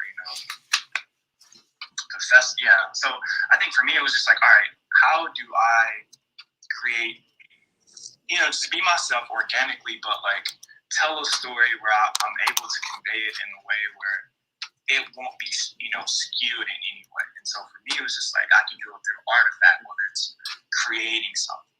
And so I thought that was, like, one of the most empowering things. So if you think about inventions, like nowadays, whether it's the TV and all these electronic, devices, those names never die, or those devices never die, and the person who ultimately, created them have always had, like, some type of, like, story. And so, like, if I can have an artifact that connects with a story, that can't be skewed, because I'll put it in writing and show people, like, this is what I was going through, and what that process was like, and this was my life, and this is why I cared to create this, or wanted to embody, this certain artifact. Can you tell us? Go ahead. Did you have another question? So, hold on a minute. I wanted to introduce Thomasina to the stage. Good morning, Thomasina. How are you? Introduce yourself, and if you have a question, go ahead. Good morning, everyone. I am happy that I was pinged in this morning. This is an actual interesting yet surprising conversation. I didn't think I'd be talking sports and toothpaste first thing in the morning. So I absolutely it's a refreshing change. Yes, it is, and I absolutely love it, because one of my clients is actually a dentist, and she's an African American dentist, and we're always talking about things like products like toothpaste and things like that. So this is really exciting. Plus, as some of you who already know me know, I've represented NFL players for the past 9 years, and And so when I see this young man, and excuse me if my brief research isn't accurate, but at 23 years old, a safety, you've already started to bounce around with the NFL, and welcome to it, and it's good. So, what I love is that at 23, that you already are making sure that you have that other thing going at the same time, and that is so important, and it's so refreshing, and I'm just so excited to listen to you, Montre, because I'm, like I said, I work with some guys. I've got one headed for the yellow jacket this summer, as a matter of fact, and so it's just really refreshing to hear you speak and to hear you talk about outside of sports, outside of the NFL, because a lot of guys, I even get them sometimes when they're already out the door, they're already done, and trying to figure it out once they're done. And so, yeah, you can only live off of card signings and things like that for so long, So I just wanted to say that to you. And then also, kudos your safety. I'm actually part of a team that's producing a new film on Sean Taylor, who is also an amazing safety. So, yeah, I just wanted to say that to you and give you your flowers while I'm here. Got to get dressed and move on, but I am going to be listening. And for those who don't know what a safety is, and that means me, can you explain to us what that position is? Yes, please, because I am so football illiterate. I'm just Montre literate. I'm just going to tell you. Right. I'm Montre literate, not football literate. Yes. Zelda, when you're not speaking, can you mute your mic? Just did. Okay, thank you. Good. Okay, Montre, go ahead, please. Thank you so very much, everyone. This is Candy Dunn speaking. Yeah, so NFL safety, the easiest way to kind of break this down is he's pretty much the last line of defense on the defense, and he's pretty much protecting, the deep ball, or he's coming up to clean up hits. And I like to look at him as like the janitor. He just comes by and just like makes sure that everything is like good. Potentially after the work may be done, or if he sees that there may be some leakage somewhere, he's able to come by and sweep up something under the rug. So yeah, he's just a guy who pretty much protects like the other 10 guys on the defense. So Montre, I think I just came up with the name of your toothpaste. First line of defense is what safety is. Maybe that's the name of your toothpaste. Safety. Oh. First line of defense. You got to start with your teeth, because if you don't take care of your teeth, it will actually spread disease throughout the rest of the body. That's a good question. I think initially, especially in college, you need to come on Clubhouse, Jody. Not all. I can't. I'm not invited. And so, for me, playing that position, I was always, guarding a receiver pretty much 99% of the time. And so when I got to the NFL, they're like, hey, you have range, you have speed, and, you can come down and hit. Like, we want to, put you in a position where, you can, if we need you to cover, you can cover. But we need you to cover ground and make plays. So, being at the deep part of the field, I had the stature, and then I had the ability to make plays, whether it's, the INTs or to play man coverage or play zone coverage. So it was just kind of adding a different value to what I had. And so with me, I was just like, I'm going to embrace it. I think this is obviously something new. I also have to communicate a lot more. But it was something that kind of just came with kind of being a part of a job. It's just like, you're hit with a new responsibility, and they're like, hey, can you handle this? And, for me, I was just like, yeah, like, this is doable. There may be some things I may have to change in terms of, who I have been as a player, but that won't overall change the essence of, like, my play style or, making plays as a playmaker. And Montre, I have a question too. I'm sorry, Spalding. Montre, I had a question too about your. I know when we first started, you were talking about being a vegetarian or a vegan. Which one?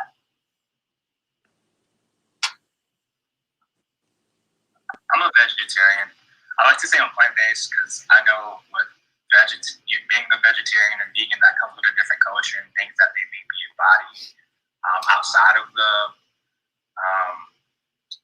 eating domain. And so, like, I kind of like to focus on the eating domain because I don't want to tap into other people's spaces and, like, misconstrue what being a vegan or vegan is a vegetarian. And so I would just like to call myself a plant-based Like that. Person. I like that. Okay, and how does that and what does that entail? What do we? Because I know you have to also have certain nutrients.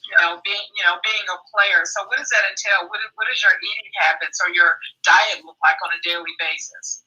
Yeah, I mean, the biggest thing that I've had to substitute is mainly the protein. And I mean, my carb intake has been the same since I've been in college, or even since I've been in college. So that hasn't been a problem for me.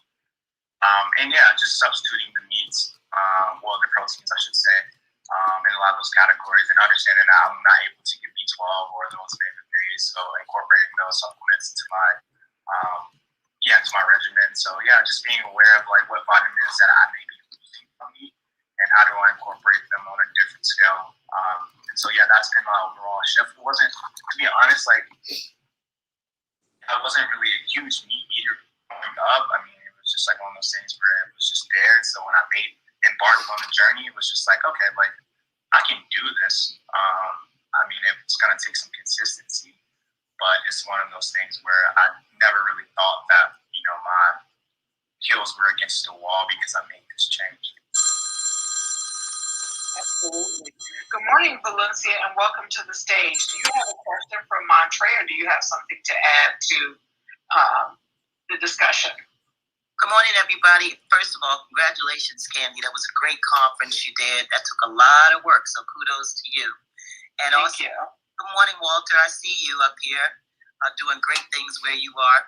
But Montre, I work with a lot of high school football players. I'm a football coach in the Pennsylvania area, and I spend a lot of time trying to instill in my young men there's more than just a sport. So I'm going to take you back a little bit. I'm going to have a little dialogue with you, if that's okay. That's fine. So back in high school, right, was there any, and I have a couple of questions, so everybody bear with me. This stuff right here helps me help my boys, all right? So bear with me. So back in high school, for instance, was there anybody in your life talking to you about beyond sports? Yes, I had an uncle who's a preacher, and he would. The main thing he would tell me is just like, you have to market yourself in this world, and whatever that, whether that's an athlete, being a smart individual, being a carpenter, whatever that may be, you have to market yourself. So I think that was the first thing that I had to learn. How do you brand yourself? So you were taught this kind of early on, like high school type? Yep, I was taught this my junior year of high school. Okay, how about the coaches? Did any coaches speak into your life very early on? Yeah, I had a defensive backs coach, and he pretty much instilled or brought out like the grit, being what is being mentally tough, in a healthy way. And it was one of those things where it was just like, life is gonna hit you a lot, but it's not about sometimes. So basically, he kind of broke it down to like, you can't control everything, but you can control how you respond to things.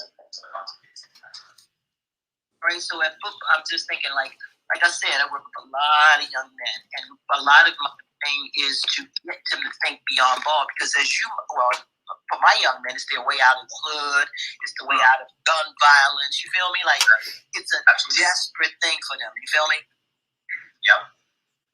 And so getting that across to them, I value men that can pour into my young men at any time. So what kind of advice? Okay, now this is what I want to say.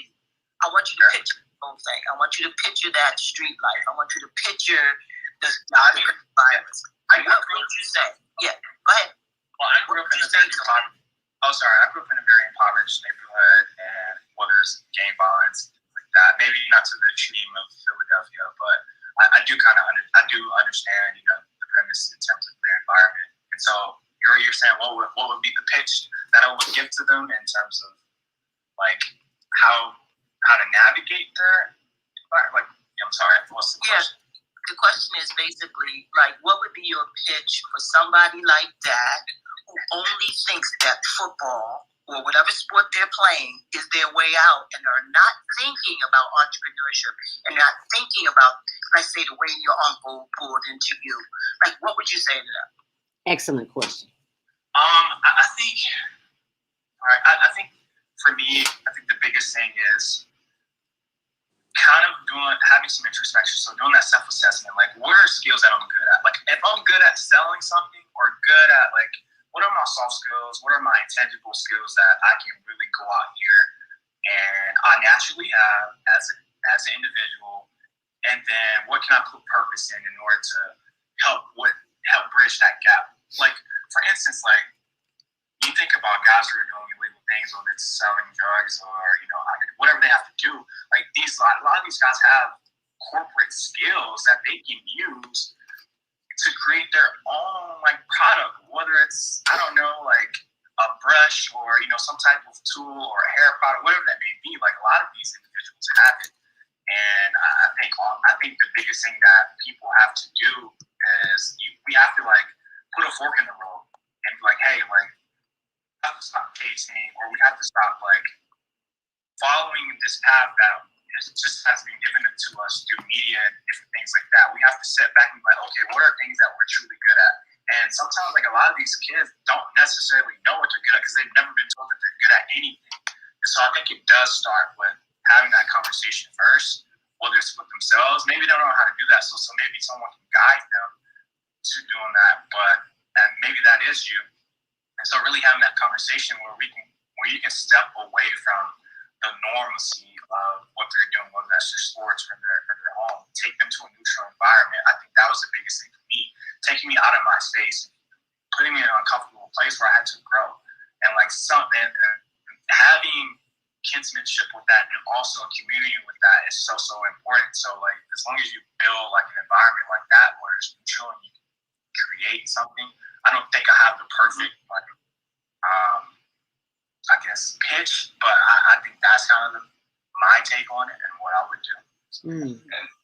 Excellent answer. And I definitely I can see you and I can feel you on that.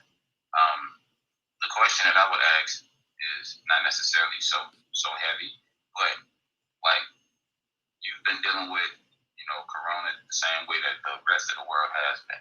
Like now that what's one of your go-tos? Like, what do you do to decompress? What do you do to relax? What do you do to have fun? Because, like, you're fortunate. You are doing something that is your passion. That's your life's blood. So, like, what do you do when you relax and when you just move side? Like, what's that look like? And for me, man, I'm all about the herbs. Also, I'm into the lavender, whether it's essential oils or tea or peppermint tea or chamomile. So like I'm doing things where even I just tapped into doing journaling now, and I've always been kind of big into nature, just being in Georgia, so and now I'm back in my all-season places in Florida, so that's been cool. So I mean, for people who geographically maybe up north, I mean, I think kind of tapping into some things, whether it's this community really having those safe spaces to talk. And I think that's something that a lot of people don't really mention. But having, you know, a community whether it's 4 or 5 people that you're really close with and having your opportunity to really have those really candid, frank talks, and sharing over whether it's a glass of, I don't know, something, whether it's wine or, you know, coffee or tea, whatever you guys. I'm a wine guy.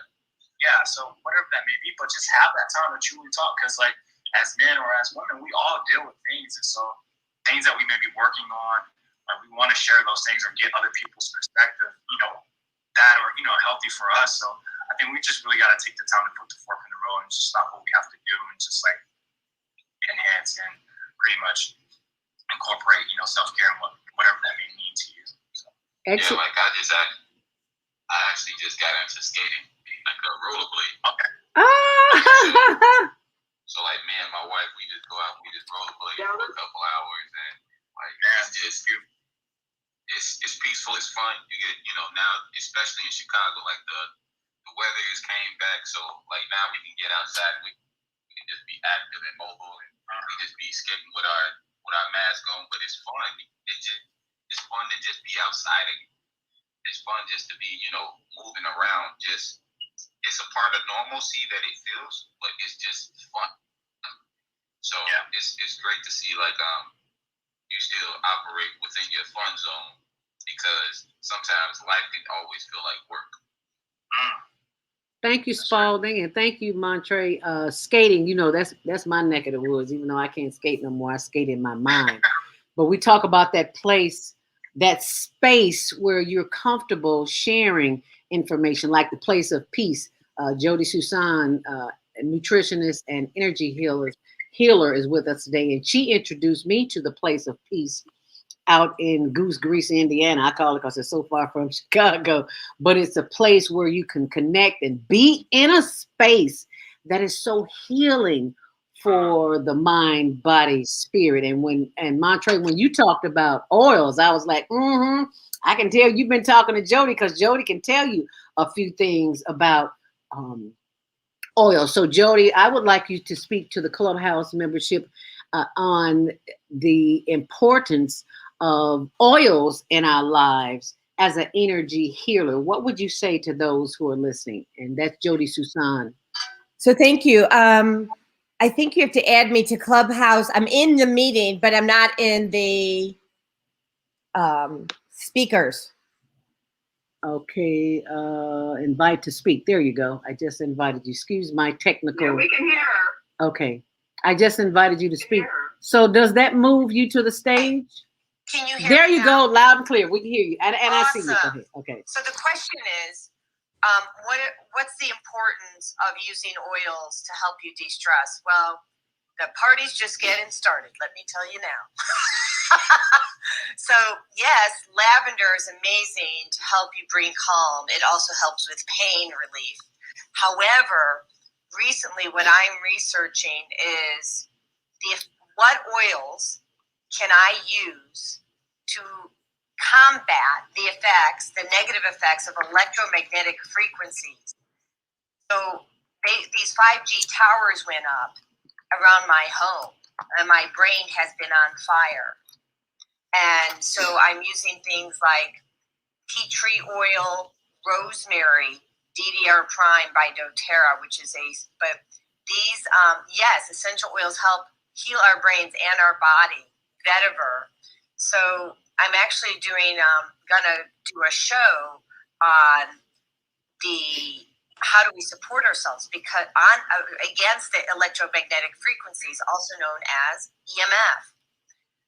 The EMF is a silent killer. It is a silent killer, people, because you can't see it. And only 20% of you can feel it, but 100% of you are affected by it. And so if you are not taking steps to neutralize the effects of EMF, and I think I gave Montre one of my energy protection pillows. Actually, I think you have one of those. Is that right, Montre? That I had given you. Yes. So that actually has rare earth minerals in it. And now we're converting all of it, because of the research behind it, to shungite. So if you have access to shungite, that will help you have calm and de-stress. And I don't know all the information on it yet, because I'm still researching, but there's evidence that shows you can even consume shungite to help the body neutralize the effects of EMF and any other toxin that you may come across. And the only place to get shungite is from Russia. So,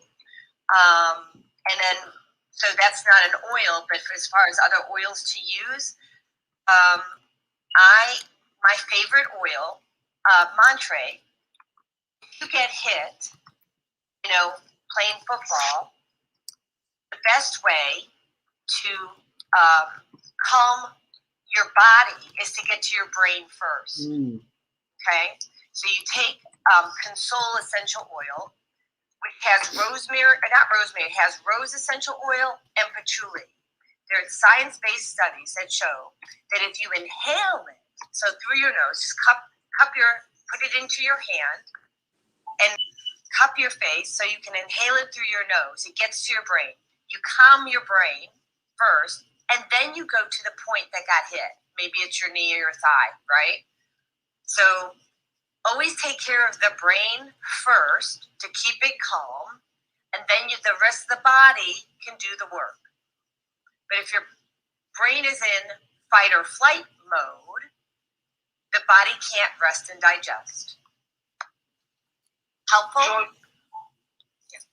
That makes a lot of sense. Like, it does. Now you got to take care of the mind so that the body will follow. Well, the brain, sorry, go ahead. Free your mind.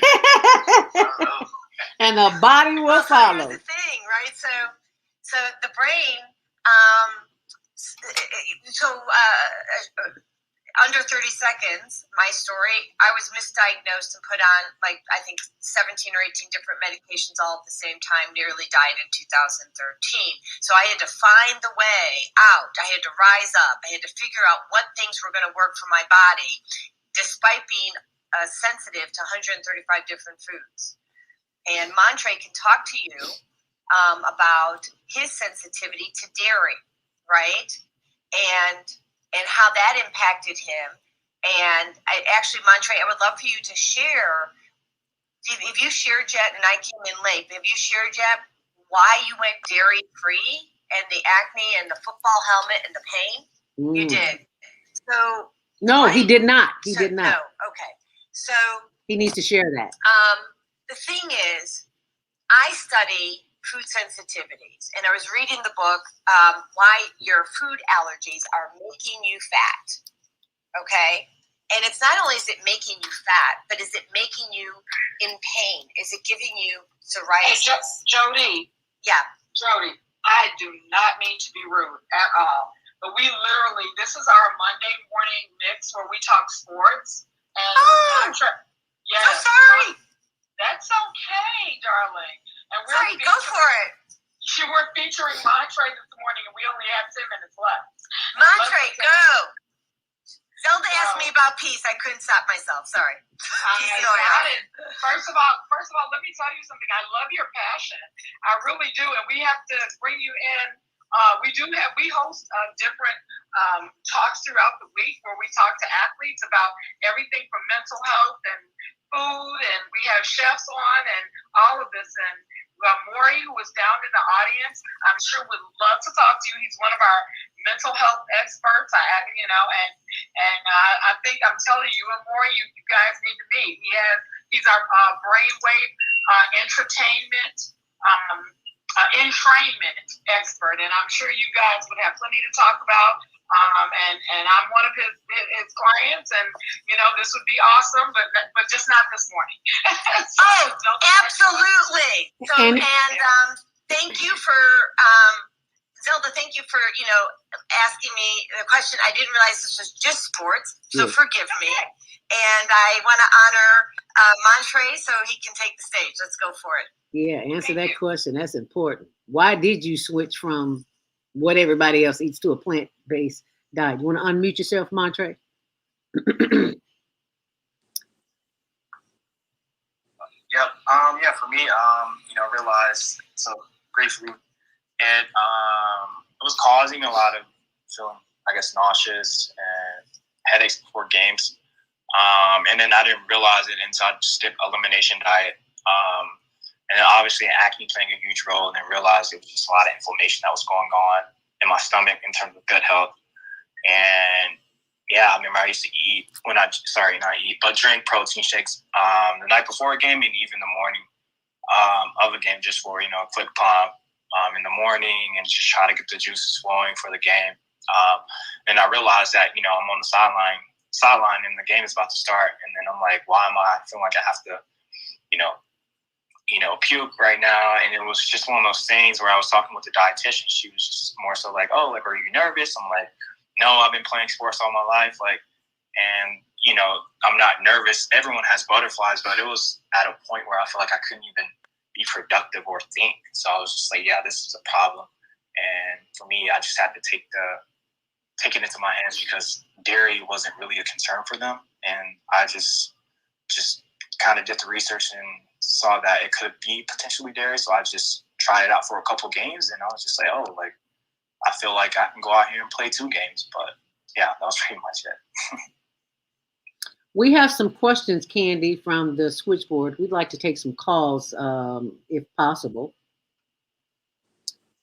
And we will go to the switchboard, 515-605-9325. Press 1 to speak. And we are going to the 312-823. Your mic is open. You are live on the Female Solution as well as Clubhouse.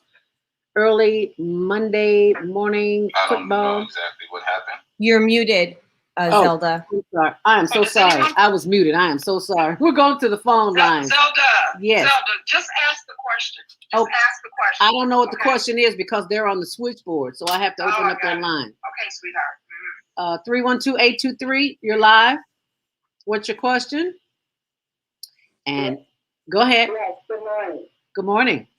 Grand Rising. My question is, Grand Rising. My question is, as far as the branding that you were talking about, how can you get involved with that? Because I have a product that's not vegan, because I don't quite understand vegan. I thought some vegan term. I don't know plant-based and what's the rest. But as far as the product branding, I need to know how can a CEO or entrepreneur or investor get involved with that process. Okay, I'll repeat the question for those. I see Montre is putting the phone up to his ear. He couldn't hear that well either. The question was on branding, Montre. She says, how do you get involved? How do you start the process of branding? I think, well, if I could interject here, Candy Conda, the young lady who was hosting this show this morning, she is a branding expert. So you may want to contact me after the show and I can send you that information. But for yes, Montre, if you could answer the question on how you got and how you started branding, if that's something that you can share. Yeah, that's a great point. I mean, for me, I don't think I've perfected anything at all. I think for me, it kind of just starts with the platform that I have right now and kind of maximizing that leverage. And so, yeah, I think for me right now, it's just what I bring to the table due to my experience in the areas that I've been consumed in. So I think for me, it starts there. I think for other people, it may start with a story that may connect with other people so they can, do more research or figure out if that's something or a brand that they're interested in investing into or learning more about. So. Oh, I hope that answers your question. Okay, Zelda, I want to see if there's anyone in the audience that would like to ask a question. We've got 4 minutes left. Is there before we go? Because I think they have questions on their end as well. So is anyone else in the audience that would like to ask a question, please raise your hand. And we've got about 4 minutes left. Good morning, Chris. Welcome, sweetheart. Hey, Chris. Just switching it over here with the times. But excited to be here. Thanks for hopping in. I didn't get to catch a lot of what you said, but I will catch up and always appreciate people spending their time with the Pro Sports Network. Well, you can always go back and hear it in the archives too on the Higher Learning Network TV show on YouTube. That's Higher Learning TV show. Will do. Thanks, Zelda. Thank you so much. Thank you so much, Chris. And thank you for all of you who have joined us here this morning. Did you have any last questions that you wanted to ask Candy or Montre? No, I just want to thank Montre for being such a wonderful host, giving us an hour of his time. And we'd like to invite him back one day to be on our regular 9:30. Every Monday we have a 9:30 a.m. Pro Sports Network show. I am traveling. A couple of us were traveling today, so we just decided to use this as in place of our 9:30 show. We'd just like to invite him back. And I'd like to everyone to just take a 30-second, we call it 30-second out the door, give us some final words, and we're just going to do a wrap up. So this is Candy Conda of Life After Sports, founder of the Pro Sports Network. Please take a minute and join the Pro Sports Network. We say click the Monopoly house at the top. And thank you for your time, because you could have been anywhere. Sorry for a couple of the glitches. We also wanted to co-promote this morning the Monday Morning Mindfulness Show with Zelda. And so, yeah, we had a couple of little, wires crossed this morning, but thank you very much for staying tuned with us this morning. So everyone give us 30 seconds out the door. And Zelda, you're up, and then Spalding. And thank you again, and I'm done speaking. Well, Spalding can go right ahead, because I've got to close out the show from the switchboard on the other platform. So Spalding, please go ahead and give us your closing comments. This is Spalding. Thank you, Montre, for your time and your energy and everything that you said. It was very insightful. And to be where you are, be exactly where you are, and to have the mindset that you have is amazing. It's truly amazing to me as a man to have that. Along with that, everything that I do is Basketball Talk University. I usually specialize in basketball, but we also have NBA on CH, which is our channel. We're doing great things there. It's a great conversation where everybody has a chance to just speak their mind, to be positive, to be open about what it is they feel about their sport and all of those things. And also with that, I am a liaison, and I do work with Pro Sports Network. That is also my family, and that's my passion. That's my heart. Shout out to Candy and shout out to Chris. I appreciate you both, because we constantly have great, building conversations. And I'm just thankful for everything that's going on right now. And I'm also thankful for you, Montre. Keep doing what you're doing, bro.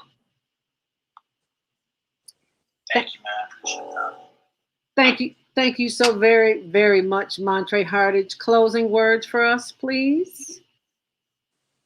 Yeah, it's been a pleasure to obviously to be on the show and to kind of just be a part of the community. And just giving my story, my things that I'm interested in, things that I've been I've been embarking on. So I just appreciate you guys, giving me the time of day, just to have an opportunity to kind of spread light on different areas, my interests and things that I've been working on. So just appreciative. I appreciate that.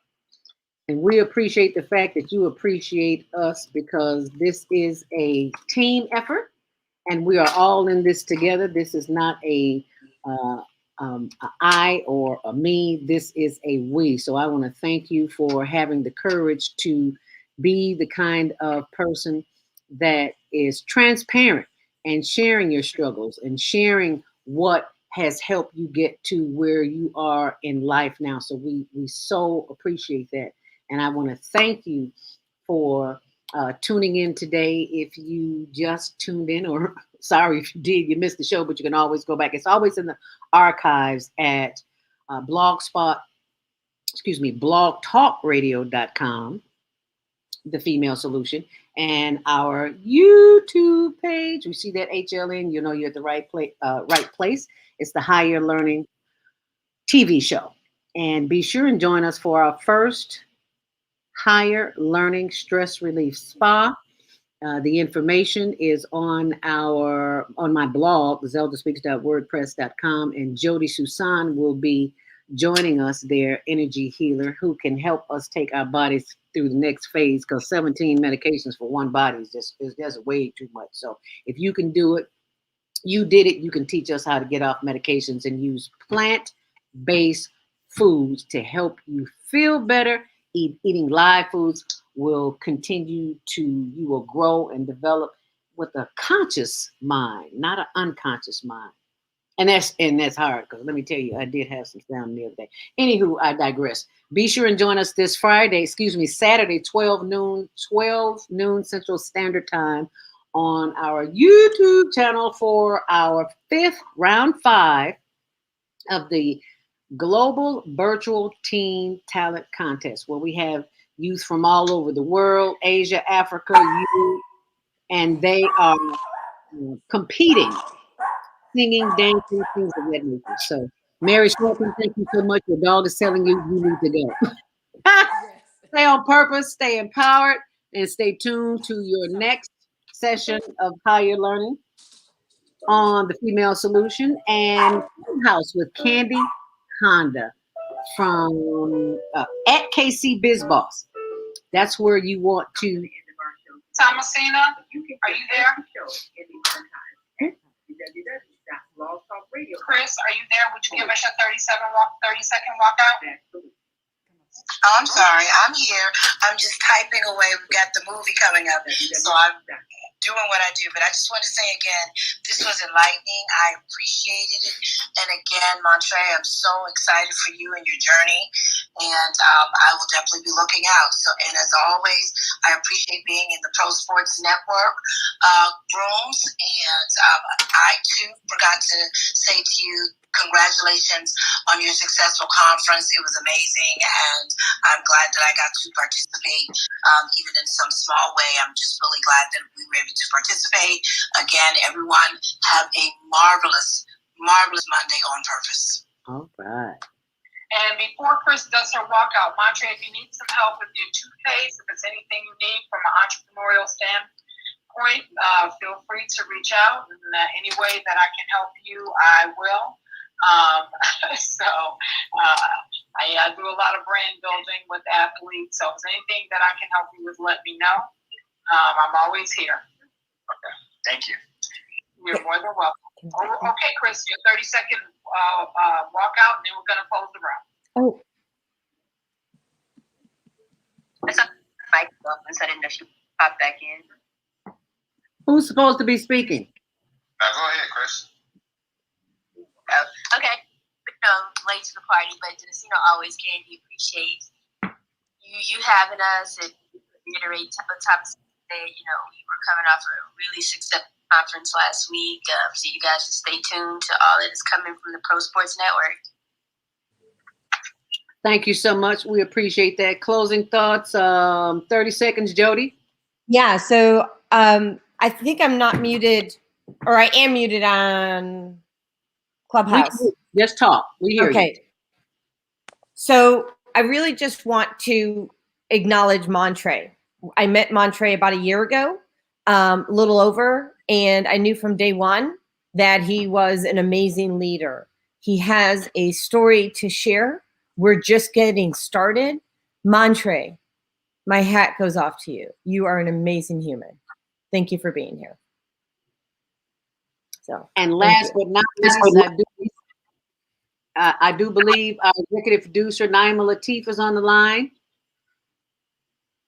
I know she's traveling and she's having... Yes, are you able to hear me? Yes, loud and clear. You got the last 30 seconds. Fantastic. Well, just want to say congratulations to all the people who have participated today. I think it's wonderful for us to be able to do multiple platforms and reach our global audience and share the knowledge that we have and share wonderful personalities such as Montre. Thank you so much for being with us today. And thank you, Zelda, for coordinating. And thank you for our listeners and our viewers. And thank you, Montre. May you have continued success, and call us, honey, when that toothpaste come out, because we're doing everything we can to put it out there because people need to know. A young man did. Got a name for the toothpaste. Don't say it again. Somebody got to rush and patent it. Don't say it again. I'm not going to. Don't worry. Okay. Thank you, Candy Honda, for hosting PSN early Monday morning NFL with Montre Hartage. Thank you. Thank you. All righty now. All right, bye-bye now. Thank you.